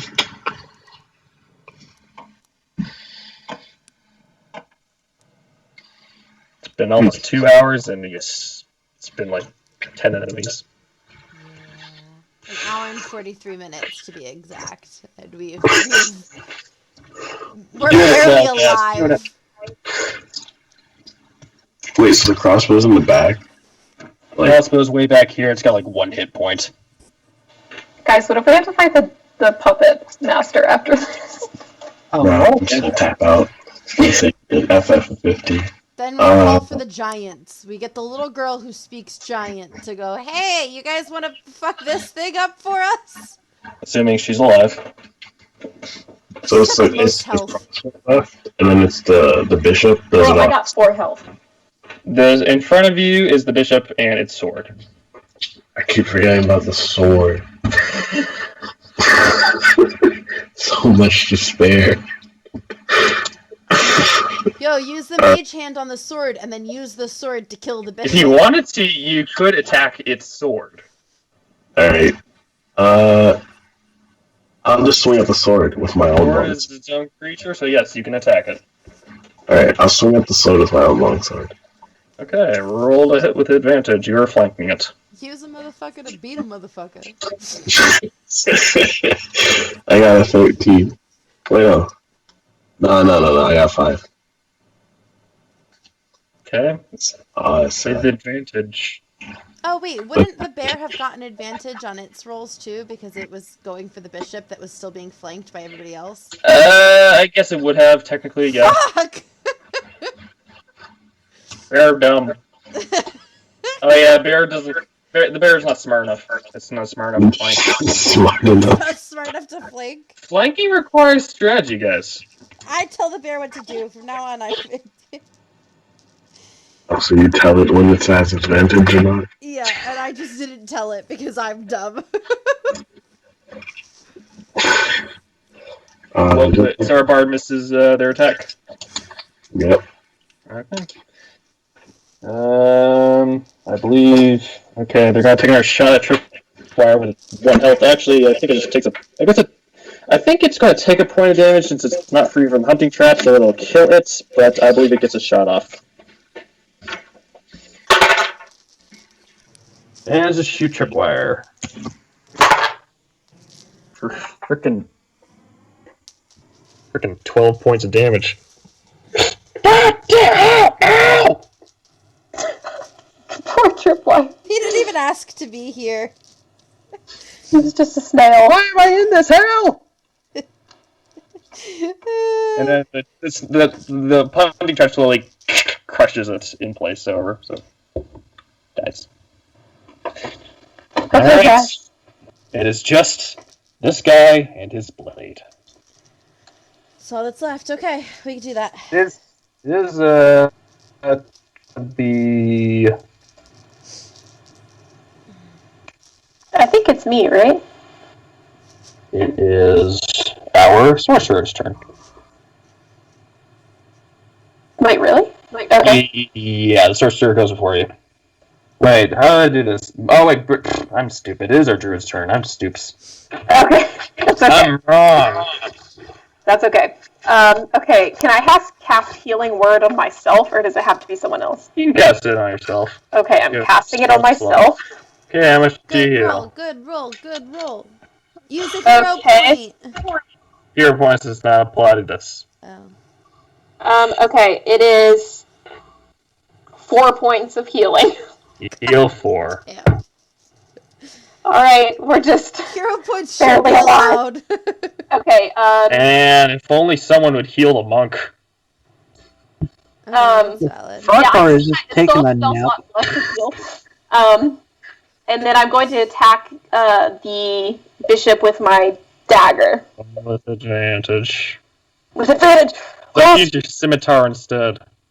I am. Oh, did I say dagger? I meant Yes. scimitar. Okay. Ooh, okay. 21 to hit. Okay. Ah! Okay, d6 plus 2. 3, 4, 5 points of damage. Yeah, looking pretty bad, It's looking pretty bad. Will, you're next in the healing order. How many spell slots do you have? Well, I had 2 second level spell slots, and I have 4 first level spell slots. Yeah, but you use Dust Devil, and then you have 4? Yeah. Yeah. Cool. Is that part of your class, or do you just get a lot of those? I think it's part of my class. Okay. I have 4 first level spells. If it's not, okay, yeah, you're good. Okay. I think it's because we're at level 3. We get 4 first level spell slots at level 3. Tripwire's turn. Who goes? So many dead people or things, and he's gonna boop 10, 15. Oh god, the eagle's in his way. 5, 10, 15, I mean, the eagle 20. could technically be hovering. I guess it is. It's flying. I guess. So I don't he's small, so 5, he could go yeah. underneath. 15. He's like, I can't get a good angle anywhere. Use your blaster! 5, 10, 15, 20, 25. He manages to get over here. Oh my god. And he is going to attack. No advantage, but he does get a sneak attack. Done. With his modifiers, I believe he misses by an inch. Ah! Takes out the hunting trap. Creature fails, so it's going to take some damage. Oh my god. Poor Tripwire. Brought into this as a snail has no ability to do any help whatsoever. He did take out one of them before it could kill the monk. And he did It's stabilize them. fitting that he is represented by a stormtrooper.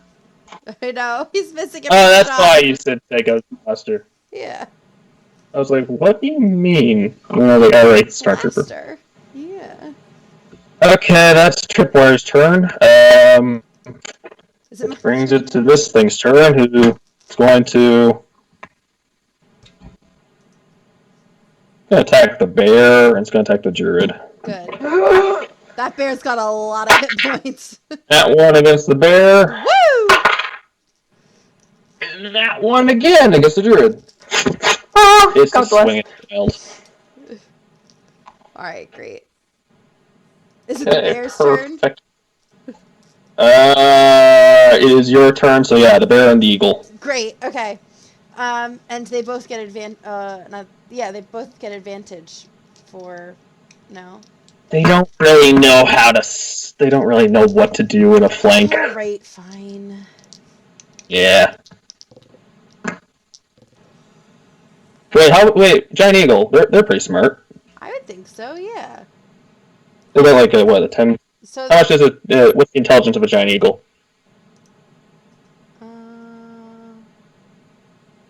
They're not smart. It's an 8 with a -1 modifier. That's smart enough. Okay. Alright, cool. That's like slightly below average intelligence. Is it an 8? Yes, because average intelligence is 10. Oh, I didn't know that. That makes sense, I suppose. So the eagle can... The eagle can flank, the bear cannot. Okay. So the eagle Ba-doop, gets... ba-doop, ba-doop. So, just so you know, the bear has rolled a nat 20. Okay. So we'll use that on the claws. So that's 2d6 plus 4 plus another 2d6. For a crit. Let me know if you roll all ones or not.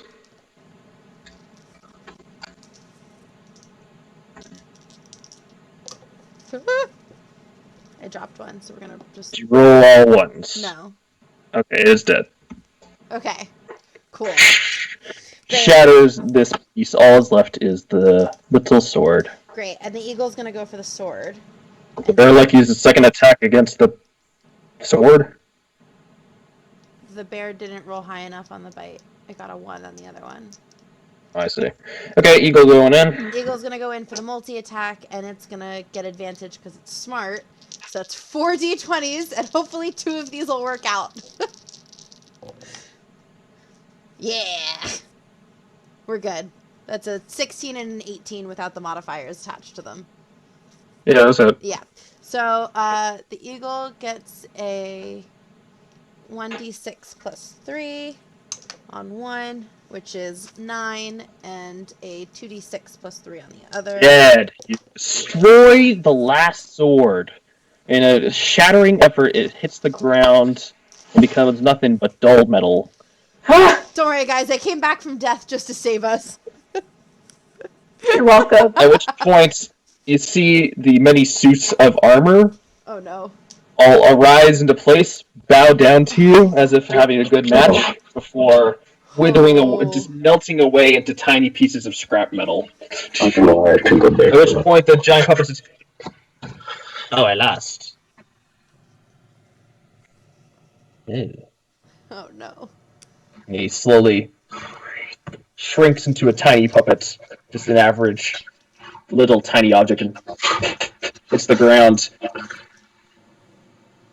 And you see a tiny dragon fly over, pick it up, and fly away. Key, come back! I was gonna stick that in my bag! No, I was gonna break it. Ashling immediately is gonna run over to Fracar and cast one more healing word. Okay. While she's doing that, I'm gonna call out again. I'll give you a lollipop for the dummy. This one's worth a lot more. 3 lollipops! You notice he flies by, he just puts the dummy in a tree as the birds start pecking at it. That is 6 points of healing. He comes back, at which point the force cage around the entire 4 points Europe. The force cage around the entire checkboard smashes away in an enormous crack, like a canyon, like a crater. A split breaks through the center. The bear moves out of the way as to avoid it. The board is broken. The day is won. Woo! I'm gonna go run up and high-five the bear. Bear. Just fall Fracar's backwards. gonna look up. Yeah. Fracar's gonna look up from the ground. Did we win? Yes, we won. Do you want to go get shawarma? I'm a motion former right now.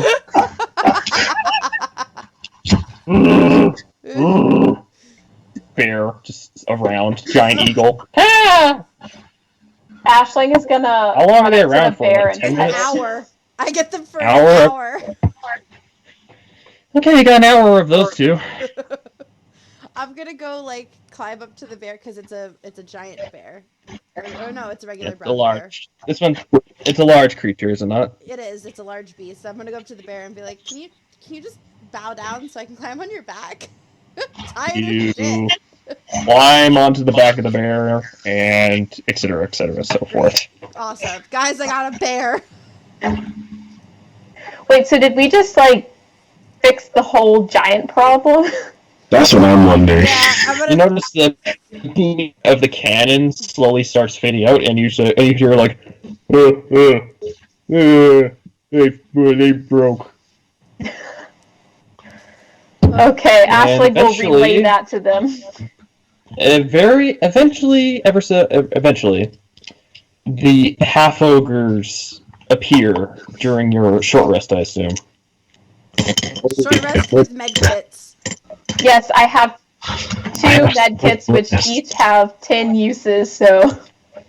Okay, so that's 1, 2, I can heal 3, people. Let's 4, go. 5. You can heal people, but you would have to if you choose to use your spell slots. Yeah, all my spell slots are open. I didn't cast any. Yeah, no. All right, who are you healing, and how much are you healing them for? Well, it's anyone who hears my performance gains an extra d6. I'm so silly. Let's go. Play for me, Okay, the music bar. man. Piano band, take me away. I don't think that's the Piano Man song. Sing us the song, piano band. What is that? Okay, so what? So he sings the song, and what happens? So Yes, everyone who hears it gets gains an extra 1d6 of hit points. Woo! Do we each roll Okay. our own, or are you rolling a d6? I think you draw your roll. Okay. He'll roll it for us. We'll see how that works. Oh, so I roll each one? You just roll a d6. Okay. 4. Yay! Nice. I only have 7 hit points. Yeah, then I will distribute the health. Well, the barbarian's at full. Good for him! So I'm gonna hand You're- out the Nah, health he's at full. kits. He's got spent 2 hit die. Yeah, I can hand out health kits to people so we can Yeah, use that to the health fully kit give heal, me? right? Yeah. What's the health kit do? Health kit. If you use it, you can actually have the short rest. So basically, you guys are using the medicine and the bandages to tend to your wounds. Okay, so do we get full hit points back or just like The hit dice you spend for your short rest.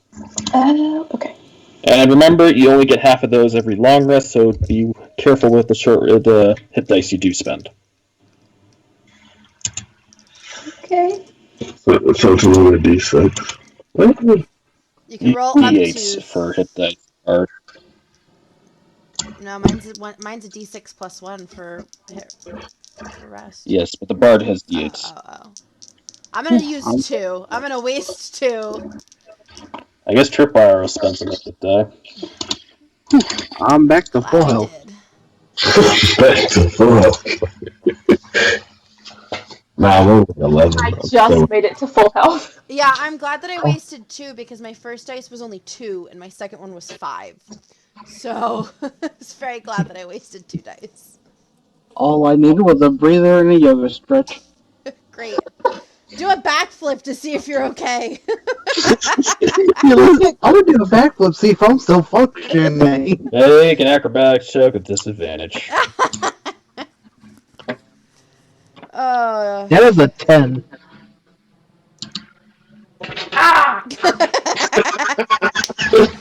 So while we're all sitting here and like healing up and chatting and laughing and like becoming, living again, I'm gonna take out the scroll that was given to me by Tripwire that I literally have not opened until this exact moment and see what it's all about. Make an Arcana check. Ho ho! I'm good at those. You guys got some half ogres with you, so.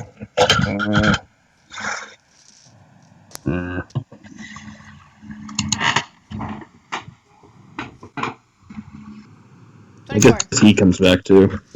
He will be this Lego villager. 24. 24. This appears to be a spell scroll.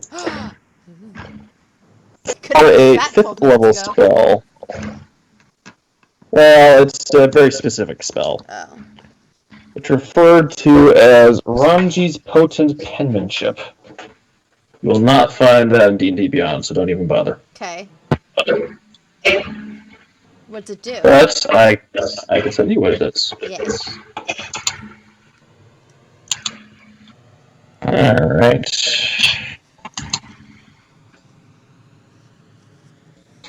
If this would load. You know, now I'm thinking about it, does the Sphinx ever tell us what, like, the hourglass did? Nope. The Sphinx, it gave you advantage on death saves. Ah, But he said it did have, like, purpose with time or something. Anyways, I'll just Discord this one to you. Okay. That's fine. Alright, so we did this, and Oh my god. Sorry. Let's see here. I say we turn to the giants and say, like, so you guys good, or... We have our home back. Wonderful. And you'll leave the mouse folk alone? It was only one. I know, but he was a child, the poor thing. Okay. Do not hurt him. And I appreciate you for that. I'm gonna kind of like turn to the group. Do we have any other questions or requests for the giantkin? Well, yes. We need them to carry the cannon back. yeah. Well, Or Is that at what least- you guys want to do with the cannon? no, Or- I think we should leave it here for a little while. Why would we leave it here? I want Yeah, to because if it goes use back to the town, it'll get back to Black. Yeah. No, I'm trying Brad. to use the cannon. That's the Yeah, thing, though. but how are we? What are we gonna do? Take a goat in a cart Yeah, Yeah. and then hide it where? that's the thing. We're not hiding it anywhere. We But bombard the town with the cannon. What we Just for the don't. record, I just wanted to say, the spell you have is not a spell you recognize from any official Oh, cool. spell list. Awesome. Seems to be someone's creation. Because we gotta deal with. Ooh, sleep. He's on Here's the Black. Brad. Brad. If we take it, then what happens is it gets back into Brad's hands, and then it can be used towards our detriment later on. Versus now that we... can take it. How are we gonna stop him versus his elephant-masked, bong-smoking lackeys? You know, to side with the tiefling. You didn't realize the bloody thumbs don't work for Black. Okay, Yeah, so they do not work for Black. They, let's see, Look, if you guys really want to try to get this thing back, have at it. But when this thing comes to bite us in the ass later, I am so gonna say I told you so. So fucking hard. and when it saves our lives. It's not. Oh my god, it's not going. All right, here. I got this. Hold on. I'm gonna turn back to the giantkin and say, as we've now done more for you than your supposed friendship with Brad has, I would say you are indebted to us. No. We cleared the road, like you said. Trade is accepted. Fine. Going forward, however, should we be in a time of need and call upon you, would you be willing to, as a friend, aid us? And we would do the same for you. we would consider it, just as you would. What if we were to make a pact for one call, no questions asked, you come to our aid, and vice versa? That would be foolish. No questions asked. No questions asked! These are ogres we're talking about. I'm sorry. They're I don't not. agree. Oh my god! Do not be disrespectful, hornhead. Okay, calm down. Fucking Ashley is just gonna look You around. only got 11 hit points. I'm boxing that bear right now. Oh my god! I hope the bear kills you. Oh yeah, short rest. The bear and the eagle are gone. Oh no!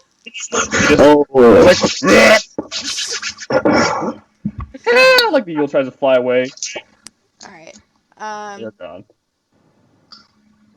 Let's see. So you don't want to take the cannon back with us? I really don't. But if we can get the giant kin to bring us the cannon later in a time of need, I'm okay leaving it with them. That can be arranged easily. If Yeah. that's what you meant. Yeah, it's just should we find ourselves in a position needing the cannon, would you be able to bring it to us? Likely. Okay, I can live with that. Be on the lookout for a small I dragon. would not recommend assaulting a town, though. No. We won't assault the town. That was just a joke. Not very funny. Yeah, it's not. Ignore him. I mean, we might assault somebody in the town, but the town itself, no. Okay, you might get arrested. Yeah, we're aware of that. Since the cannon belong to the town, if we deal with sword, are we going to give them back the cannon? Once we get rid of the big bad evil guy in the town, yes. Alright. Regardless, they're gonna hold on to it. I'll have he come for it. Plan on fighting sword. We're not sure what we're doing with him yet. I wouldn't say fight, more of... We're gonna make some strong requests. We'll make an offer he can't refuse. A dead horse's head in his bed. He would take very kindly to this. Yeah. Well, A dead horse in the bed, and if need be, a fully loaded cannon to the head. Guys, we still have the plan of I'll marry him and then murder him in the marital bed, and then I get all of his stuff. Yeah? That's still on the table. that would take way too long. You don't know. I'm very charismatic. The only reason you're not going through with it because it would take too much time. I'm very charismatic. No, you're not. Fracar is going to visibly press X to doubt. My charisma is a +4. I lied. Okay, It's a so +2. seriously, like, what are we gonna do? We need a solid plan. Should we go back to the town and like recon a little bit and get some? Oh, you guys are actually serious about the whole fighting sword thing? Not right now, not at this exact minute, but like I we're don't gonna think. regroup I a little. honestly don't think we can go back to the town because of that familiar that watched us.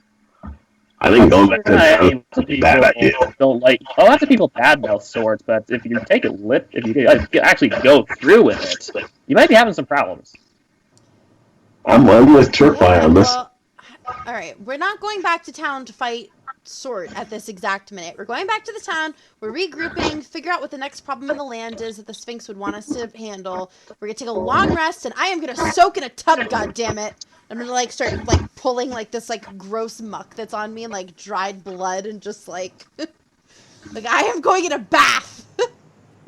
You wish to clean yourself of yourself. Yes, I want all of the things that are supposed to be inside of me that are outside of me to be off of my body. What? My blood. There is blood that's supposed to be inside of me that is outside of me, and I want it gone. Could have been worded better, but okay. At least you don't have a clogged nose. I'm just imagining Fracar like snot rocketing blood out of his nose. Yeah, like a fucking wad of like blood. And he's like finally taking off this random belt that Tripwire had, realizing it's his own belt, so he puts it back on. I'm gonna turn and like notice Fracar and be like, God damn it, you need a shirt again. It was mostly punching, so his shirt's in relatively good shape.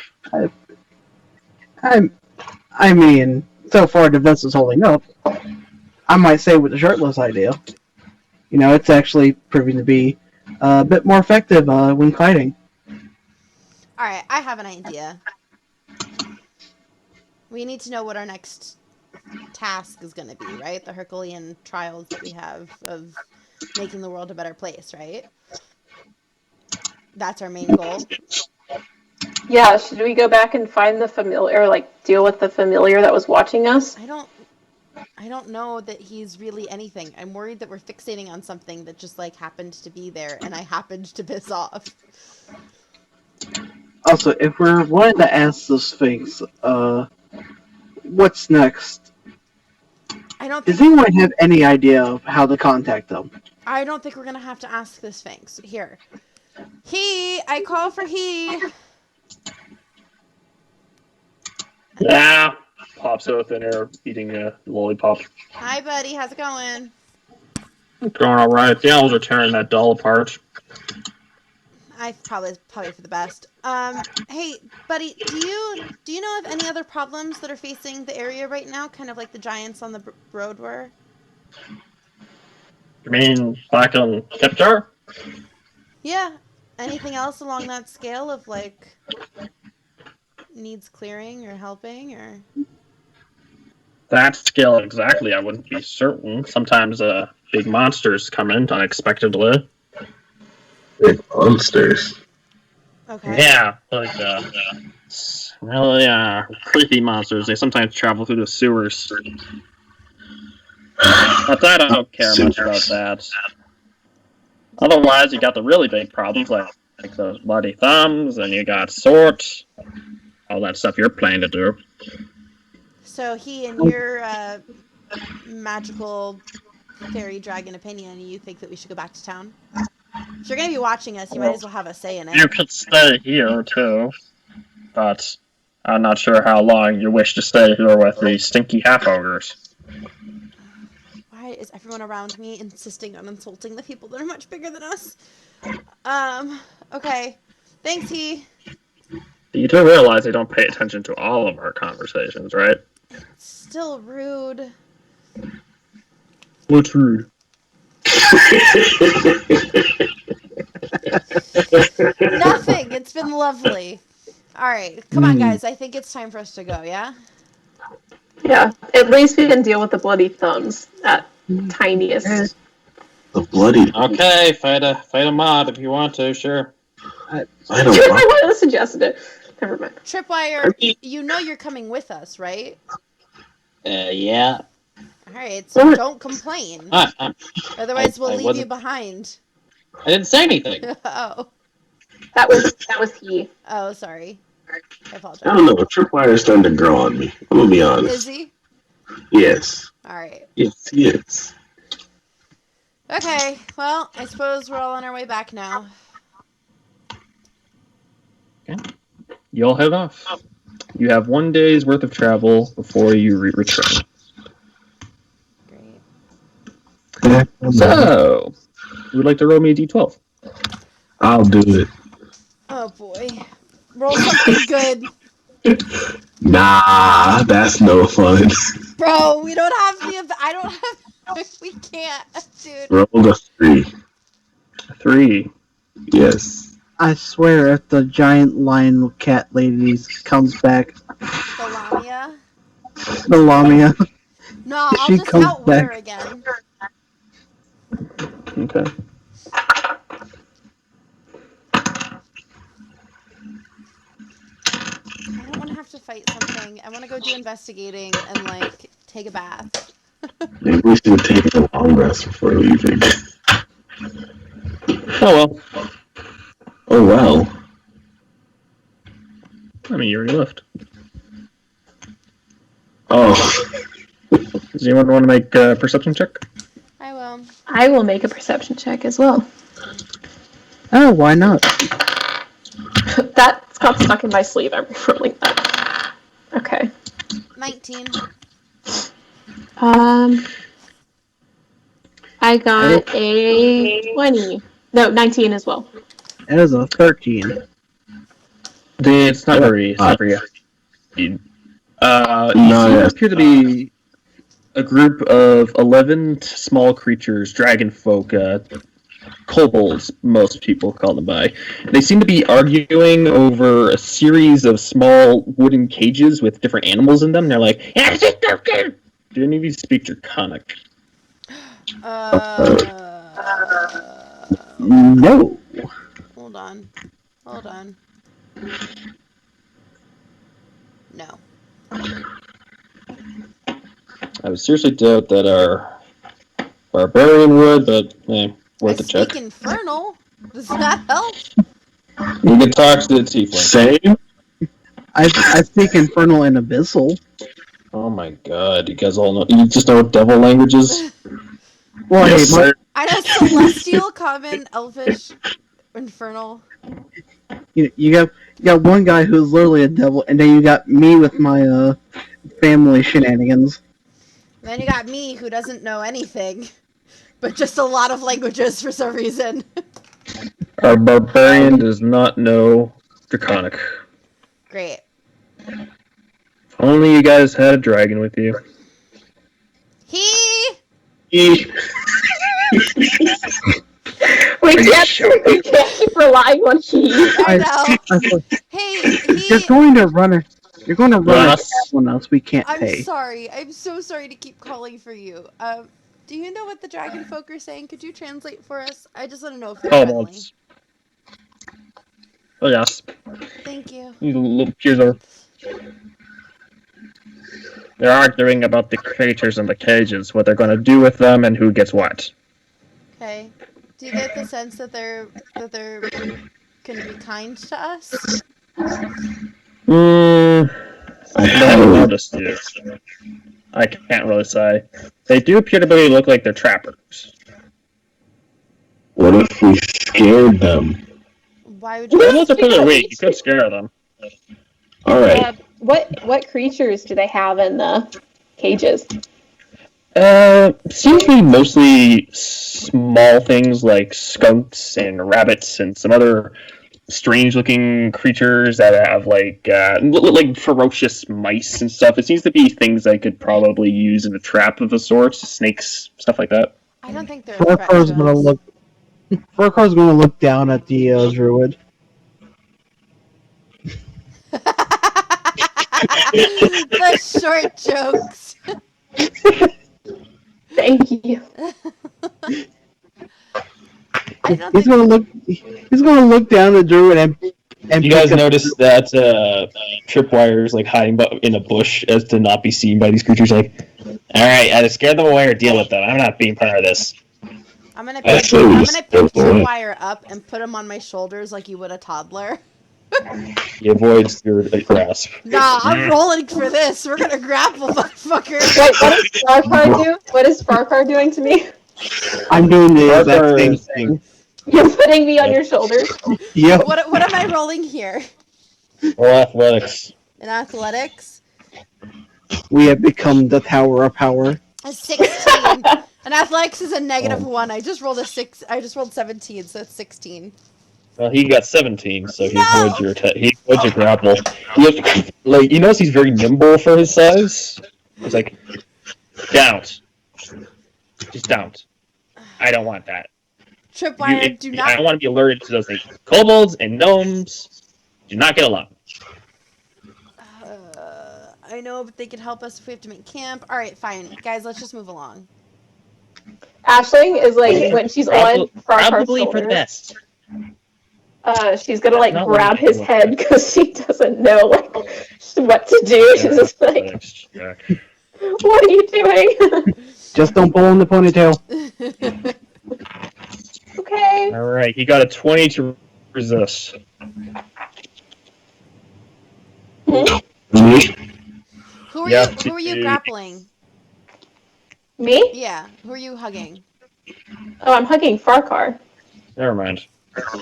Oh, you're being hugged. On the head because I'm scared because you put me on your shoulders. Okay, he's just hugged. At this point, all the kobolds notice you. Oh, shit. They're looking at all of you, and they're just like contemplating whether they want to engage. I'm But just Just gonna kind of slowly back away. no, I'm gonna like tilt my head to the side and then like give a wave and then like start grabbing people's hands as I start like marching us along the path like a mother with children. You guys No, are making this very difficult for me not to send these guys at you. Just Cole keep will walking, make an guys. insight check on you guys. Oh no, just keep walking. They can tell you guys are tough enough to probably handle quite a few of them. They're not certain of what your abilities are. They can tell you've been in a scuffle recently. You guys smell of half ogre, so they're like, yeah. They decide to leave you alone. Okay. They all run off into the forest with their cages for animals and such. Alright, let's go. Keep going, guys. Let's make our way. I don't have the flex on them.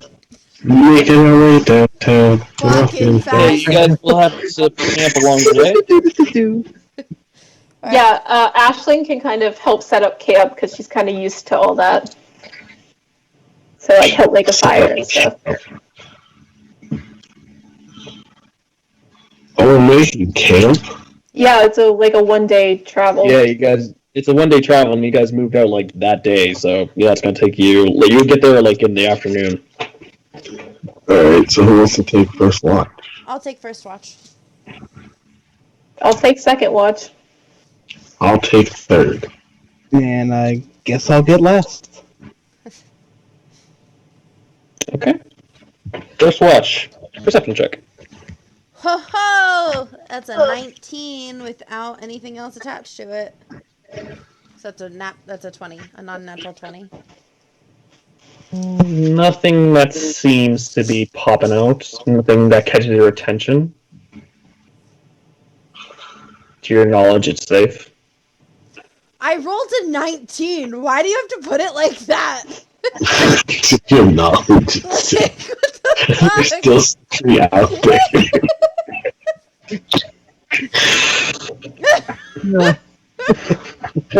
To your knowledge, it's safe. What the fuck? Could I have been better? Yes.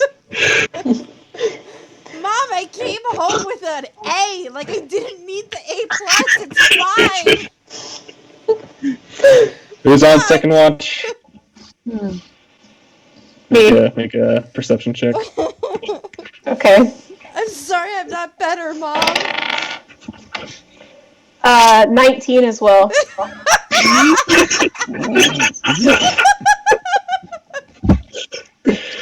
It seemed as though nothing was around during the first watch, but after 3 hours from when you guys first set up camp, you do seem to see something approaching, although they don't appear to be very stealthy. Okay. Alright. Time 3 and us get to get attacked. Hopefully we won't get attacked. There might be something lurking in those bushes, but to our knowledge, we're fine. Oh, one of us. Can I? The creature itself is very small, but you guys can see it easily because it's actually illuminating itself, as it seems to be composed of bits of magma and fire. Oh, cool. Wait. Wait, I want to be friends with it. Somebody wake me up. The fire. I'm Let's gonna go. kind of walk up to it. Go, hello.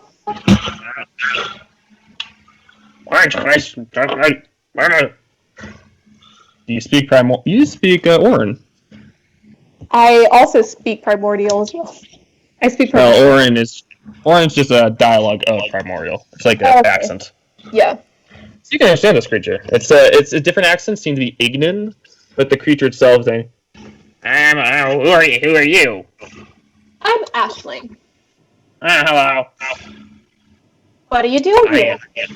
I'm setting fires. Why would you do that? That is my nature. Are you gonna I'm set literally fire? composed of fire. I can set things on fire by touching them. She's like contemplating like poking it, but she's not going to. If I wake up to an on fire druid, I'm gonna be pissed. Okay. Let's see. I'm going to say, if you promise not to touch any of my sorry, go ahead. No, I won't touch your friends. I mean, I'm not evil. You can come sit by the fire with me. Oh, yeah, I like fire. Okay, she'll kind of like walk over with it, and she'll sit cross-legged like next to Yeah, it it. sits on a rock next to you guys. Everybody else is just asleep. It's just illuminating more than the fire itself is. It's like a torch itself. Yeah, Ashling's just like sitting cross-legged and kind of like rocking back and forth, like, new friend. Mm-hmm. Where are you from? I'm from the mountains. I've never been to the mountains. Too high. Too much rock. Lovely up there. Not enough trees. The rocks are very nice. I imagine so. Something's got to stop the fire. Where are you from? I'm from deep, deep down. Underground? Mm-hmm. Some blazing trails underneath the Underdark. Ooh, why are you doing that? No, I'm not making blazing trails. It's called blazing trails. Oh, okay. It's streams of magma and hot air. What is magma? He points to himself. I am living magma. Oh, you're very warm. And she's gonna like warm her hands over him. I am pretty warm, yeah. Where are you headed? I'm headed to Kepjar. I'm a bounty hunter. We're going to Kepjar too. Do you want to walk with us? That would be delightful. Yay! And she's gonna say, "What are you hunting?" Well, bounty hunters hunt people who are going against the law. Yeah, who are you hunting? No one at the moment. Oh, okay. I have to find out. That's kind of how this works. I have to go to the office, see if they'll accept a little magnin, and go from there. All right. What's your name? Thimble. Thimble? Mm-hmm.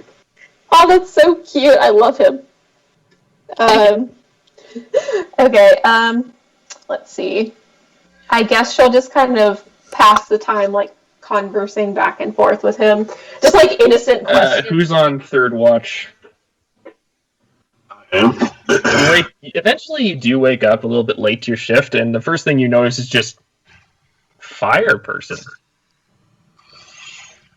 Speaking with Aisling in a dialect you cannot understand.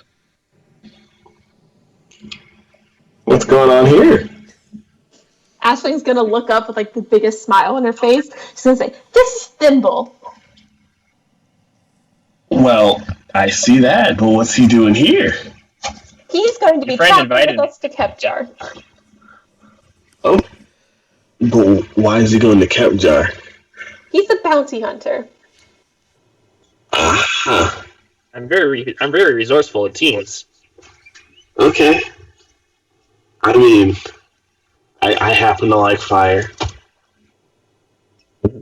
I don't know how. I feel like we should talk to everyone else about having a random fire person join a little party, but okay. I'm all for it. Talk to them when they wake up. When they wake up. Oh, you know, it's fine. I have no arguments. Okay. She's gonna say, "Good night, Thimble. If you want to go to sleep, you can." And she's gonna walk over. She's gonna go next to Fracar because she like rode on his shoulder, and she's gonna kind of lay with her back against his and just be like, "Okay, I'm going to sleep now." I thought you were gonna be the big spoon. I was like ready for you to start spooning him. No, I have my back against his, and I'm just gonna kind of go to sleep. I am not tall enough. That's what would have made it so funny. All right. Yep, this is epic fantasy, everybody. The height of our day is talking to a small fire person. That's the heart of Ashlyn's day. Yeah. Oh, I'm just chilling. I'm leaving. Alright. The creature cannot speak to you, so just kind of sits there.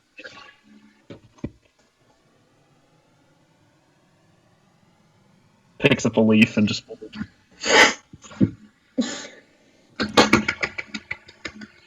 I clap in amazement. Smiling at you as you do so. All right, so I guess make a perception check. Okay. Here is Thimble. Oh, cool. Not what I imagined at all. He's terrifying. They're pretty scary looking little guys. I got a 16. Wait. 16 plus... Yeah, 16 plus 2, 18. They're like wolves and stuff, but they don't seem to be in large enough numbers to cause any issues. Other than that, you don't see anything. Okay. Last one up is our dear monk, who awakens to Thimble. Long story short, your watch goes unimpeded because no one's going to approach the camp when there's a fire person there.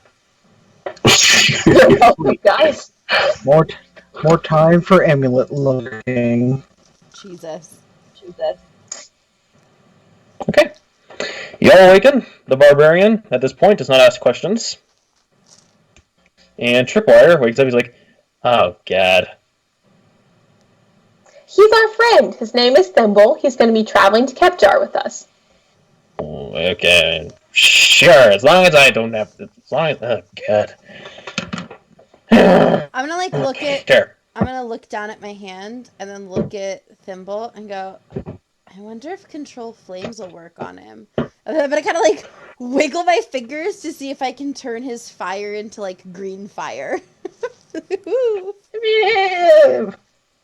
fire on his body doesn't seem to do anything. He's a creature.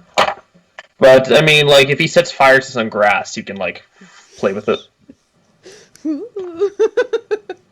I feel like when Aisling wakes up, instead of like getting up, she's gonna like use Gust to like boost herself off the ground and just like jump up ready for the day. Yeah, the monk's like,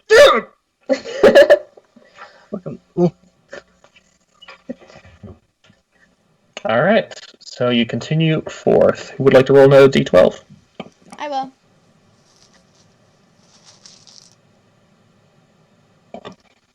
If I can find it. There it is. 11. 11, you say. I do say. Interesting. She said.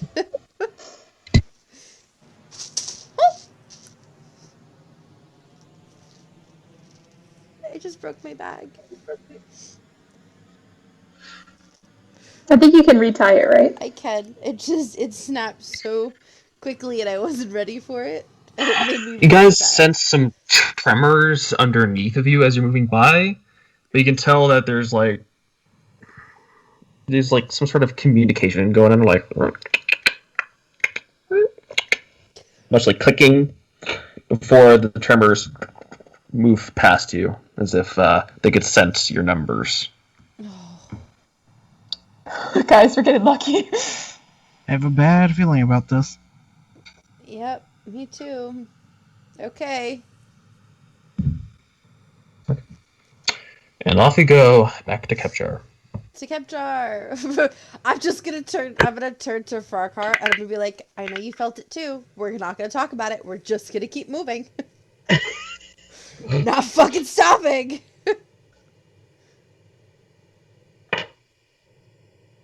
Okay. With that, you all return to the gates of Kepjar. Wide open, trade seems to be as normal, and it actually seems to be bustling a bit as the half-ogres are no longer blocking one of the main highways. I'm gonna like start groaning and go, someone carry me. I'm so tired. I just want a bath. Just like complaint after complaint now that we've made it to the city and I can. Fracar's going to turn and look at Hecat. Just, I ain't carrying her. I'm gonna turn to the gate and be like, you're up. And then I'm gonna like fall dramatically, like a trust fall, but like fall dramatically backward. Yeah, I'm just gonna put my hands up and walk away. I'm gonna lay flat on my back on the ground, just like watching as people move around me and behind me. Eventually, you hear like footsteps as a guard versus like, "Ma'am, can't lie in the street. You might get run over by a carriage." I'm so tired. Carry me. No. Ma'am, I need you to move. I can escort you somewhere if you'd like, but I'm not going to carry you. Unless your legs are injured or something. Yes. And I seriously doubt that, considering your predicament. You seem very capable and well-minded, despite the encounter I have just received. Can I bat my eyelashes at him and try to convince him to carry me? Make a persuasion check with disadvantage. With disadvantage? Oh dear. You're lying on the ground in the middle of the street as people walking around you. It's kind of strange. Alright, first one is a 17. Second one. 22! He like puts you up on his shoulder so that your arms around him. He's like, fine. Slowly takes you to a guardhouse before sitting you in just a random chair, and he's just like, I don't know where she lives. She's just lying in the middle of the street. And the rest of you watch as a guard escorts her to the guardhouse. I'm not taking you anywhere but here. This was the closest guardhouse. We're gonna like get up in a huff, fine, and then like storm out. Can't get decent service anywhere. Aisling is gonna continue No, you talking really to can't. the little. Aisling is gonna continue talking to the little magman, and Yeah, most people are like, what the hell? Aisling's just like conversationally like talking back and forth in primordial. Just like The not Magman dancing. eventually like waves at you guys as he like walks off towards the guardhouse. The guards and you like, ah, okay. Oh, right, we heard about you. Sure. Oh, someone get a translator? And like start sitting this Magman down on like a big rock they have instead of a chair. I'll run up and be like, I can translate. Sure, if you'd like to. We can't pay you or anything. We're just. That's okay. He's my friend. Oh, interesting. What are the rest of you doing as she stops at the guardhouse? I'm going to the inn. Take a bath. I'll follow her to the guardhouse. Alright. Time for a celebratory drink. Ooh, drinking. Yes. And some more amulet gazing. Okay then. Alright, so you stop off at the guardhouse and he says, how exactly do you know this creature? I met him on the road. Oh, you were outside of Kepjar? Yes. Oh, what was your business, out of curiosity? We were helping the giants move away. Sure. What he means by that is we were clearing the roads of the giants. Oh, right, I heard a group was doing that. So you lot managed to reason with them? Yes. I can speak giant. Oh, that's actually pretty impressive. You a translator? No. I'm just Aisling. Happen to know languages then? Yes. It's always handy. Anyways, yeah, we're just getting this creature affiliated with the rules of the place and what can be expected with his predicament. Simple translations. Are you our bodyguard or escort or? Consider more of a teammate, friend. All right. Well, I will proceed with my simple questionings. I heard you were in a larger group. I imagine they're off resting. Yes. Why does this guy want to know so much? He's a guard. Job. Listen, if there can be dirty cops, there can be dirty guards. Listen, there was a cat that was a familiar. This guard, we don't know who the fuck he is. You ask. Yeah, Aisling's gonna go, what's your name? Just Tom. Nice to meet you, Tom. Nice to meet you. Anyways, it's really impressive that you guys managed to reach with those giants. I heard they went back to wherever they were coming from to begin with. Yes. Interesting. They can get pretty territorial sometimes. Yeah, aren't we all? Yes, well, their land was being attacked by a giant puppet. Pardon? There was a giant puppet, and it was on this chessboard, and she's gonna continue to, like, tell this whole story in depth. She's like, it was on a chessboard, and then the pieces, they came alive. I'm gonna try and cover her mouth. Okay, she will let you. She doesn't really care. Head trauma, I see. Anyways, and he just begins his interview. So, the other two are going to the tavern for drinks and baths? Yes. Alright. You proceed to return to the tavern. It's not horrifically bustling, it's just relatively easy. You do not seem to notice those individuals you had met earlier, Drumroll and Silverfang, although the waiter seems to be like sitting down chatting with the tappers, the mouse folk. I'm gonna go up to the mouse folk. Hi. Hi, you found your family? We're working on it. We're working on it. Oh, I got a note that you had been reunited with your family. I'm sorry. Where are they? I can help you. No, he said, Tappers is safe. He didn't say he'd been reunited with his family. I thought that it said, hold on. The note said, like, brought tappers there. Or, like, Did brought it? child there. It was, like, 3 words. Okay. Alright, well, alright. Tappers, do you know where your family is? We can see if we can help. Can't be certain. They're pretty nomadic. They keep moving around. Which direction were they heading last? I think they're headed up to Glotwanya. You know, north. Okay. Well, tell you what, once we figure out what we're doing, if we wind up heading that way, would you like to come with us? Well, I mean, we'll see how this letters and stuff goes. Hopefully they can come here. Alright, just let me know if there's anything else I can do for you. We got the giants back to their home, so they won't bother you anymore. Okay. Thank you. Welcome. Bye, friend. Bye. I'm gonna go back. Sips glass of water. Okay. All right. So you retire to a bath, and we're left with our monk who's having a drink. Having a drink and just looking more at his little fancy amulet thing.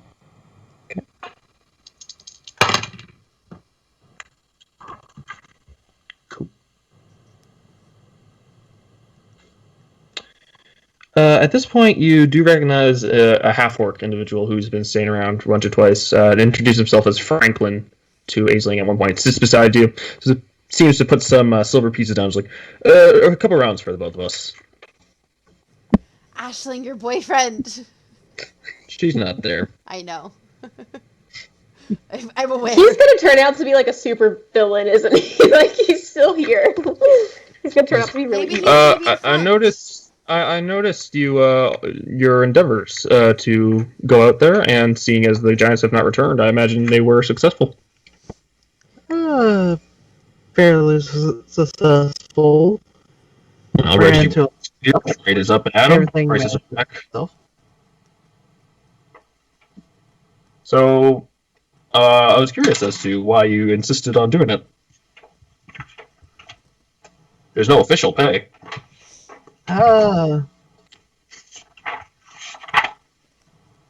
Let's just say that we were compelled to do some good in the world. I see. Well, that's always good, my friend. Concerning the recent endeavors, the fact that the trade has reopened has actually made my business a lot easier to work with. I was hoping you could perhaps stop by with your friends at he hands you a card. This address, I can easily schedule a payment. What kind of business do you run? I run, and he actually pauses for a second. Oh no. Sorry. I run a simple business, just carpenters mostly. But I do make good coin around here. I'm paid well. Hmm. I can guarantee you the visit's worth your while. I would like to pay you for what you did. It's helped many people, and I believe people who do a good job should be paid well. Well, once my friends get back and get out of the bath, I will let them know. I see. Very well. I will see you there. Hour? 2 hours?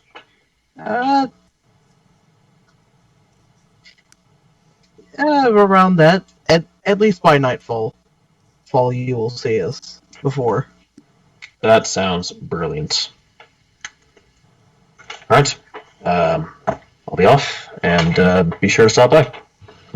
He walks outside. Fracar will tip his hat to him before he leaves. Alright. So, after translations and negotiations with a Magnan, Thimble is an official bounty hunter of Kepjar, and everybody eventually returns to the inn, the Slimy Snail. So, I think we've lost our bard, but we can discuss what you three have in mind. Yeah, so... Oh, go ahead. I was just gonna say I'm gonna sit down and like get myself like a round, nice big glass of wine. Big. Yeah. For once everyone gets there, Fracar will walk up to everyone. Well, I got an offer today. And he'll pull out the business card. What kind of offer? And what's that? And she'll like take the business card and like look at it. Apparently a orcish gentleman, specifically the one you were dancing with a couple nights ago, Hazel, has invited us to his workplace to compensate us for the work that we've done. Did he seem genuine? I mean, he started a conversation with by flying around for me and him. You know, I like to liquor up people I like information out of, right? Well, right now the only information we have to go on is he's a successful businessman who runs a carpentry company. As you're reading the card, it says Simply Carpenters and has an address. Well, I suppose it can't be that much harm. Perhaps he'll have another job for us. Quite possibly. I'm just gonna like start downing my drink like all at once. Just a little. Okay. I feel like Aisling probably got something like orange juice and it's just like Yeah, like I think I got like a fruity water. yeah. Well, So, what does the group think about the plan? Because the barbarian has currently retired to his room for an unknown period of time. Tripwire has also retired to his room. That's about it. I mean, I suppose it can't do any harm to go and collect some money. Perhaps we could buy me some gauntlets or something to up my armor class, make it harder for me to be hit. I think you'll need a lot more than just gauntlets. Hey, listen, there's some gauntlets with like a +2 to AC. I would take those. Yes, that's how people in Dungeons and Dragons talk. I want my AC to increase by +2. Oy. Gauntlets make it harder for me to be hit, alright? It'll be fine. Can't carry a shield, and I would look dumb in a helmet, so gauntlets it is. Alright, well, I can't argue with a well thought out plan. Gauntlets of thingy protection. Ashling is like swinging her legs back and forth because I'm assuming she doesn't touch the ground. She's like, so we're going to get paid then. That's what the barbarians or the monk says. Like, what gold? When has a monk ever cared about money? I mean, he needs to constantly buy more shirts, so I suppose he would like to get paid at some point for something. I mean, I did come from money at one point, so Ooh, backstory. What, your parents were rich or something? Were rich, as if you could say. Okay, how would you say it? Now's not the time for going over backstory. Fine. Well, what time did you say we would meet him? He said 1-2 hours, whereas I said at least before nightfall.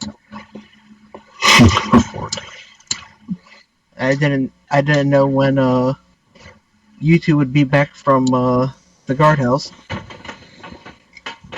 Well, I suppose now's as good a time as any. I'd like to drink some more before the night is through.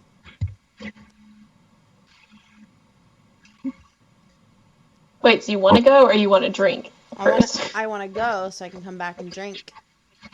Okay. Okay. Ashley will hop off her stool and be like, so where are we going? To the address on the card in your hand. This? And she'll like look at it really closely. It seems to be about a street or two down. Yeah, not Okay. too far. A little more higher class area. Okay. Turning to the bard and monk, I'm gonna say, "Well, you coming or what?" Yeah. I mean, I will keep my word. And off we go then. And off you go. It takes about a good 10-15 minute walk before you guys actually manage to make it there. But you are presented with a rather seems to be a house itself that functions as an office, surrounded by a simple wood fence, red tilings, big windows, large oak door, and there seems to be one guard outside, just like, you lot, you're expected. And he opens the front door for you as to enter. You are led by a single servant into an office room, which also seems to function as a library, with many bookcases about and tables with scattered papers. And you find the half-orc individual sitting at his desk, currently writing or perhaps drawing something, and looks up at the four of you and says, "Oh, wonderful. It's good to see your faces again. I was for a second I was wondering, like, sit down. Ashley will sit down, but she's like looking at all the books. She's never seen this many books in one place in her life, so she's just like, oh my gosh. Saya's also sitting down, but she's like also like kind of like looking through all the books, and you can kind of tell like in her head she's going like red, not red, red, not red. I can tell you a lot are fans of books. I love books. I've read a book or two. A lot of good ones in here. Perhaps you could browse. I'd like that very much. Thank you. So, as far as this payment goes, I've managed to do some magic, talk to some people here and there, and we have, me and some associates have agreed to pay you a certain price for your work there, in hopes that perhaps you would consider in the future. Okay, we're listening. He pulls out a small crate, presents it to you, and says, "This is what we have managed to put together." I'm gonna open it up. Okay. You can count about 143 gold pieces. Not bad. There seem to be 7 gems in there, each worth about 10 gold. and a bottle of pink elixir, as well as what appears to be a very interesting looking wand. Ooh. I would like to do an Arcana check on the elixir and the wand. Make Arcana check. Should I make 2 of them, or can I make 1 for both? I say 1 for both. Okay. 24. The elixir seems to be pretty obvious, a potion of greater healing. The wand seems a little more rare. To your knowledge, this wand is useful in the sense that it is compatible with detecting the arcane. This is a wand of magic detection. Cool. I'm gonna pick that bad boy up. Well, I hope this is at least something to accommodate for what your works have done.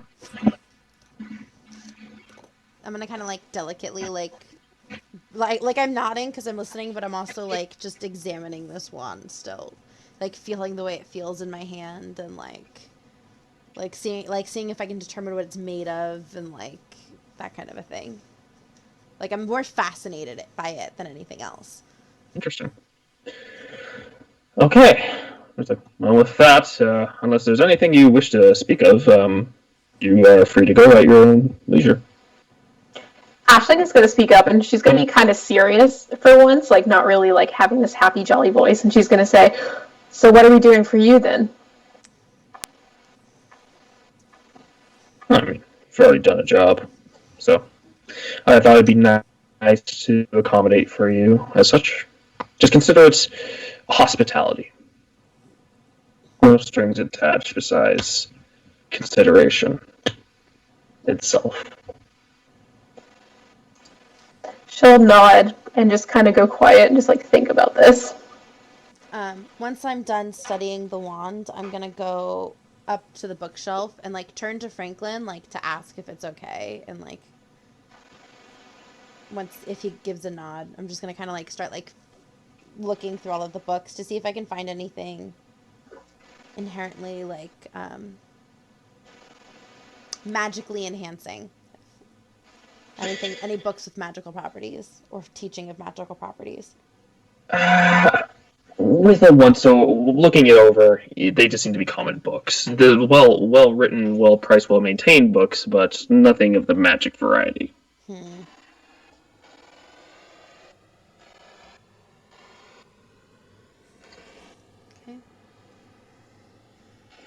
You know, seeing all the books, Fracar would ask Franklin if he had any books that pertained to like demons and abyssal creatures. Not exactly something you can buy off the shelf, but I could sell it to you for something. Oh no, I just wish to take a look for some research I've been doing. He takes a key out and unlocks a drawer in his desk before handing you what seems to be a leather-bound book with a series of strings around it to keep it all together. Thank you. I will keep this with great care. And he'll start flipping through it. Okay. You begin flipping through it. It's mostly images, but there is quite a lot of writing in both Infernal and Abyssal. Sweet, I can read both. Good for you. Seem to be mostly personal notes rather than literature itself, just scrawled in there by some madman.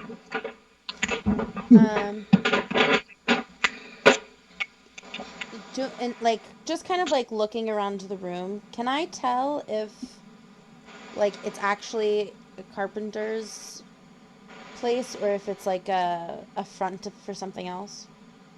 Make an investigation check. We're gonna use the duck dice.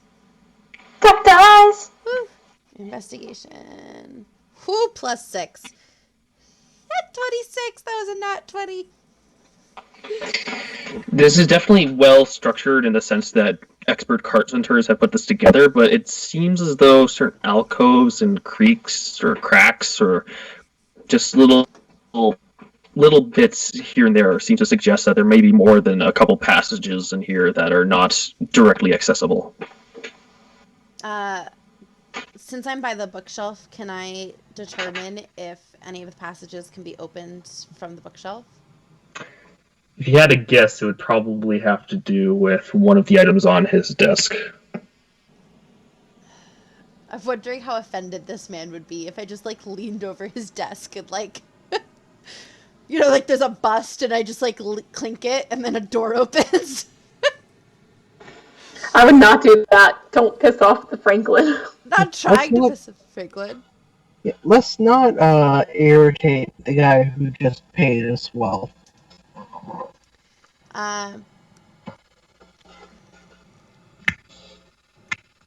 Something bothering you? Your office is very pristine for that. Thank you. Mere carpenter. I'm no mere carpenter. I'm quite excellent in my work, and we do clean up after we're done. And I kind of like look down at my hands and start like rubbing at my fingers like an anxious tick and go,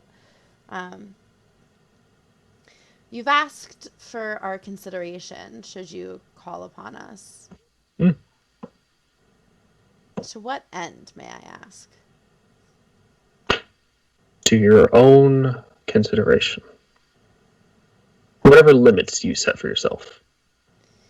What would the nature of these requests be? Probably just getting rid of some old buildings. Clearing out some vermin, perhaps.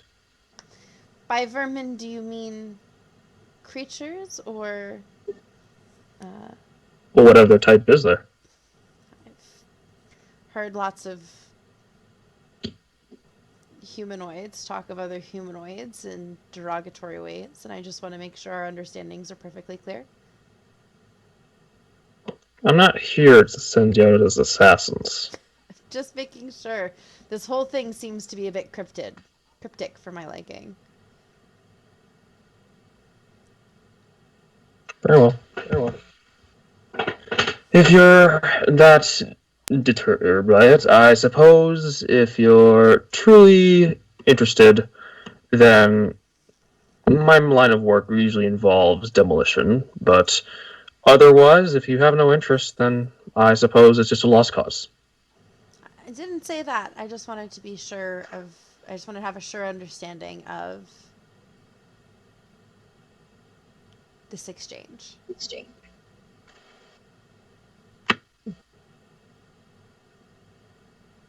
So, I thank you for your time, and for my friend's book, and the wand.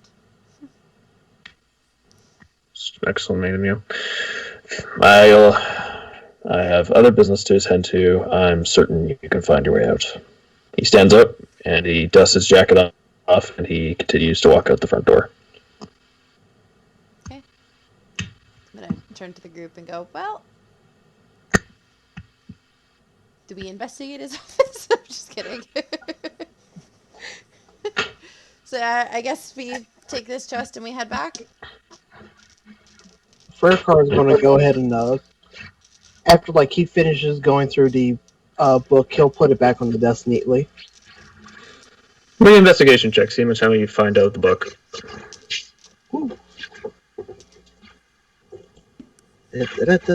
Backstory bullshit. That, if I can quit stepping on my cord, that is a 14.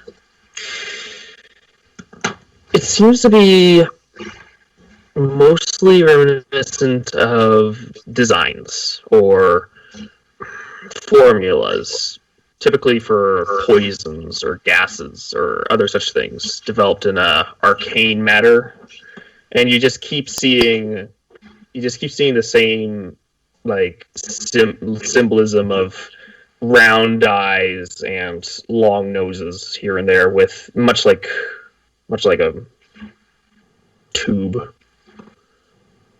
And as you continue moving forward, the words that keep just coming back up over and over again, it's just one name. Repeatedly in this book, in infernal, abyssal, in some languages you don't understand but can somewhat recognize. Just the name Hadar. Does Hadar mean anything? He wishes to speak with you. Yeah, Fracar is very intrigued by the number of times Hadar is mentioned. I want to know if Hadar meant anything like what's his name meant black. That's what I was curious about. It's like Are you relaying this information? uh, you know what? Who knows? Maybe someone might have an idea. So yeah, Fracar returns to the party. Does anyone have any recollection of what something named Hadar is, or who Hadar was? Aisling, you recognize that name. I do. Okay. Uh-oh. You've heard it once, and only once. Okay. What? It was in a book on astronomy. You had remember reading when you had found your library. And all it mentions is its ability to enhance spells and its ever-lusting consumption. Something known as an Elder Star. Cool. Okay. I will kind of look like hesitant to share this information, but she'll tell Farkar. Demons, Elder Stars, Magic Alchemy.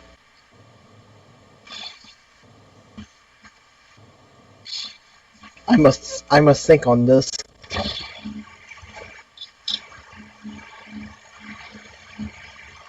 Aisling will nod and just kind of look uncharacteristically perturbed. I'm gonna like look at the group and how it's kind of gotten like pretty somber, and I'm gonna go, okay, well, sitting in another man's office, brooding on it, it's not gonna help us get anywhere. Anyone down for some drinking? Aisling will go, only if it's not that disgusting stuff. Sweetheart, I have so much to teach you.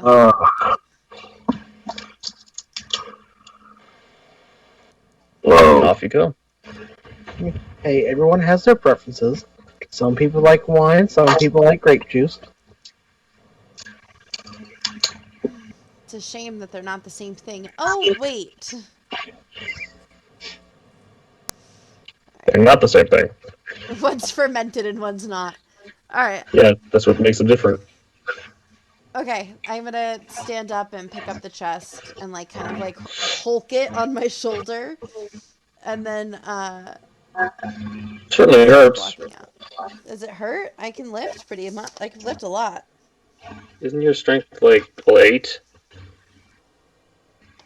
Oh, I mean I can lift 240 pounds. My strength is an 8 though, yeah.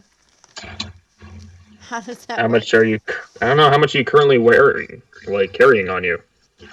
Weight carried is 88 pounds. Okay. You're just balancing this on your shoulder. It kind of hurts.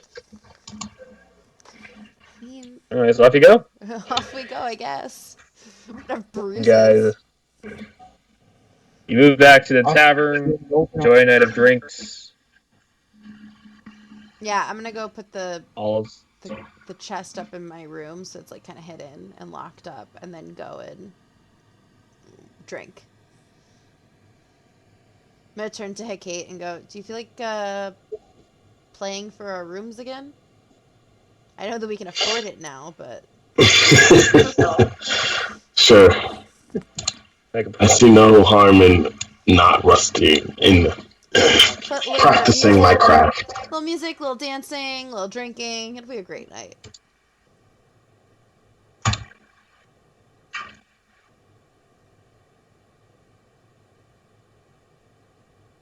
That was horrible. Oh no, what is it? I rolled a 6. Oh boy. You know what? Here, have a hero point.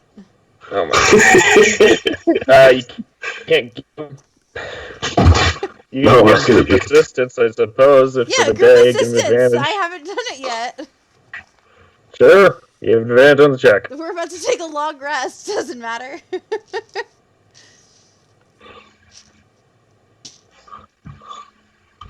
What did we get instead?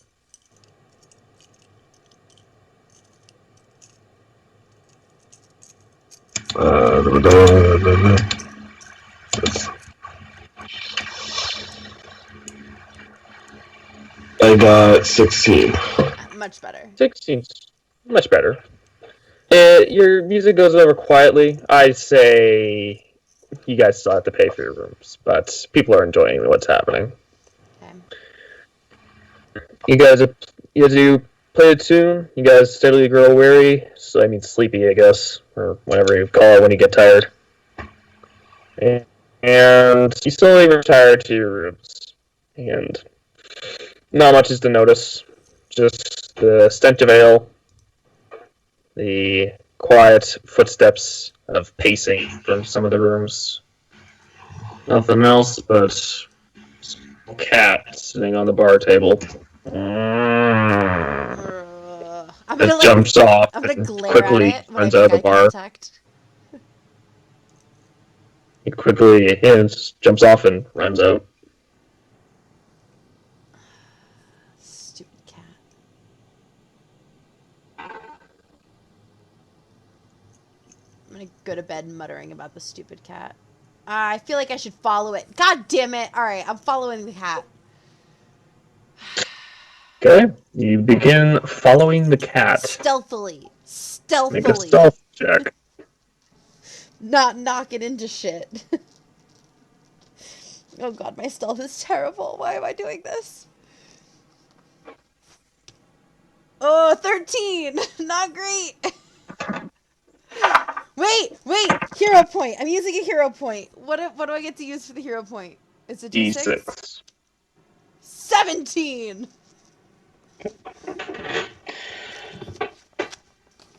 You don't seem to be noticed as this cat is being pursued by you, and you're sneaking up slowly behind it, and eventually it just walks into it seems to be an old house and moves in through a small crack.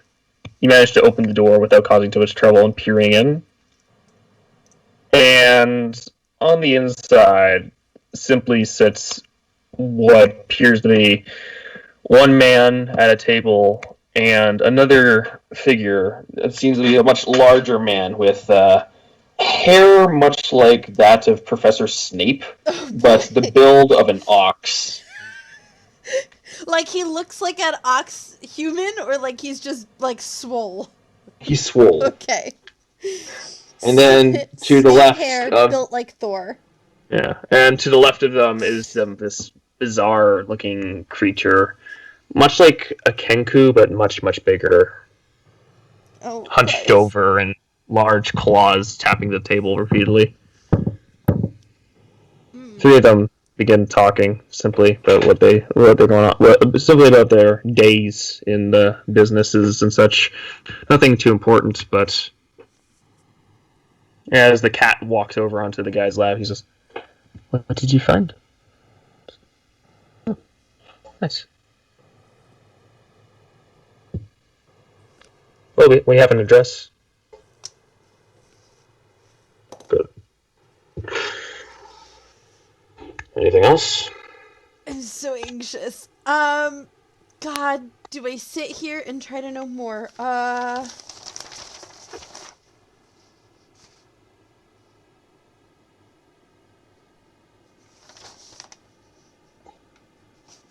I'm gonna, like, hide in the room a little bit longer to see if I can hear anything else being said. Make a stealth check. Oh, I'm so scared.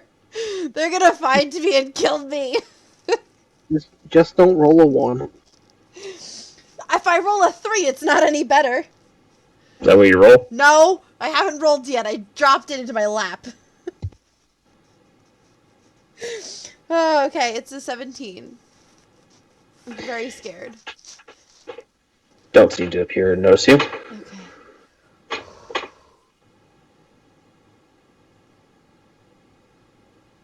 All right. Do I hear them say anything? Is there anything useful that's I can take back to the group now? They're just talking about. Well, they're not talking about a lot besides transporting goods and such. Mostly valuables, as they refer to them, into cities. Now that Reggie Road's a bit more clear. And this finally goes. So the much bigger man looks towards this bird-like creature. And I expect that everything will work out in our favor. Consider it quite so. Anyways, I think we can rest easy, knowing that this new group has entered town and doesn't seem to be proving much of a threat to us. Well, shall we ignore them? I mean, if they don't cause us trouble, then yes. But sometimes they remind me too much of the tales of old, particularly that Ranji. Didn't like that one. If they get too close, we'll know what to do. The three of them continue drinking, don't say much.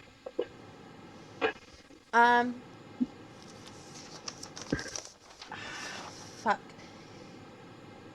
One of my cantrips is message. You're not 120 yeah, I'm feet. not far enough. I thought if I... Never mind. Okay. Never mind. Okay, I'm going to... Do I hear any of them refer to any of them by name?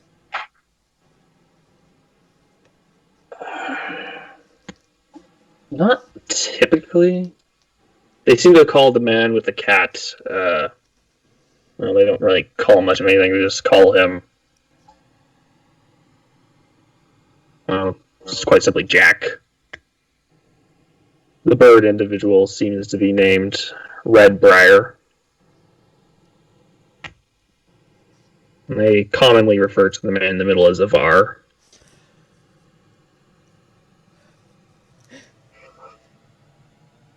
Of course. The one built like Thor is named Avar. Damn it. Okay.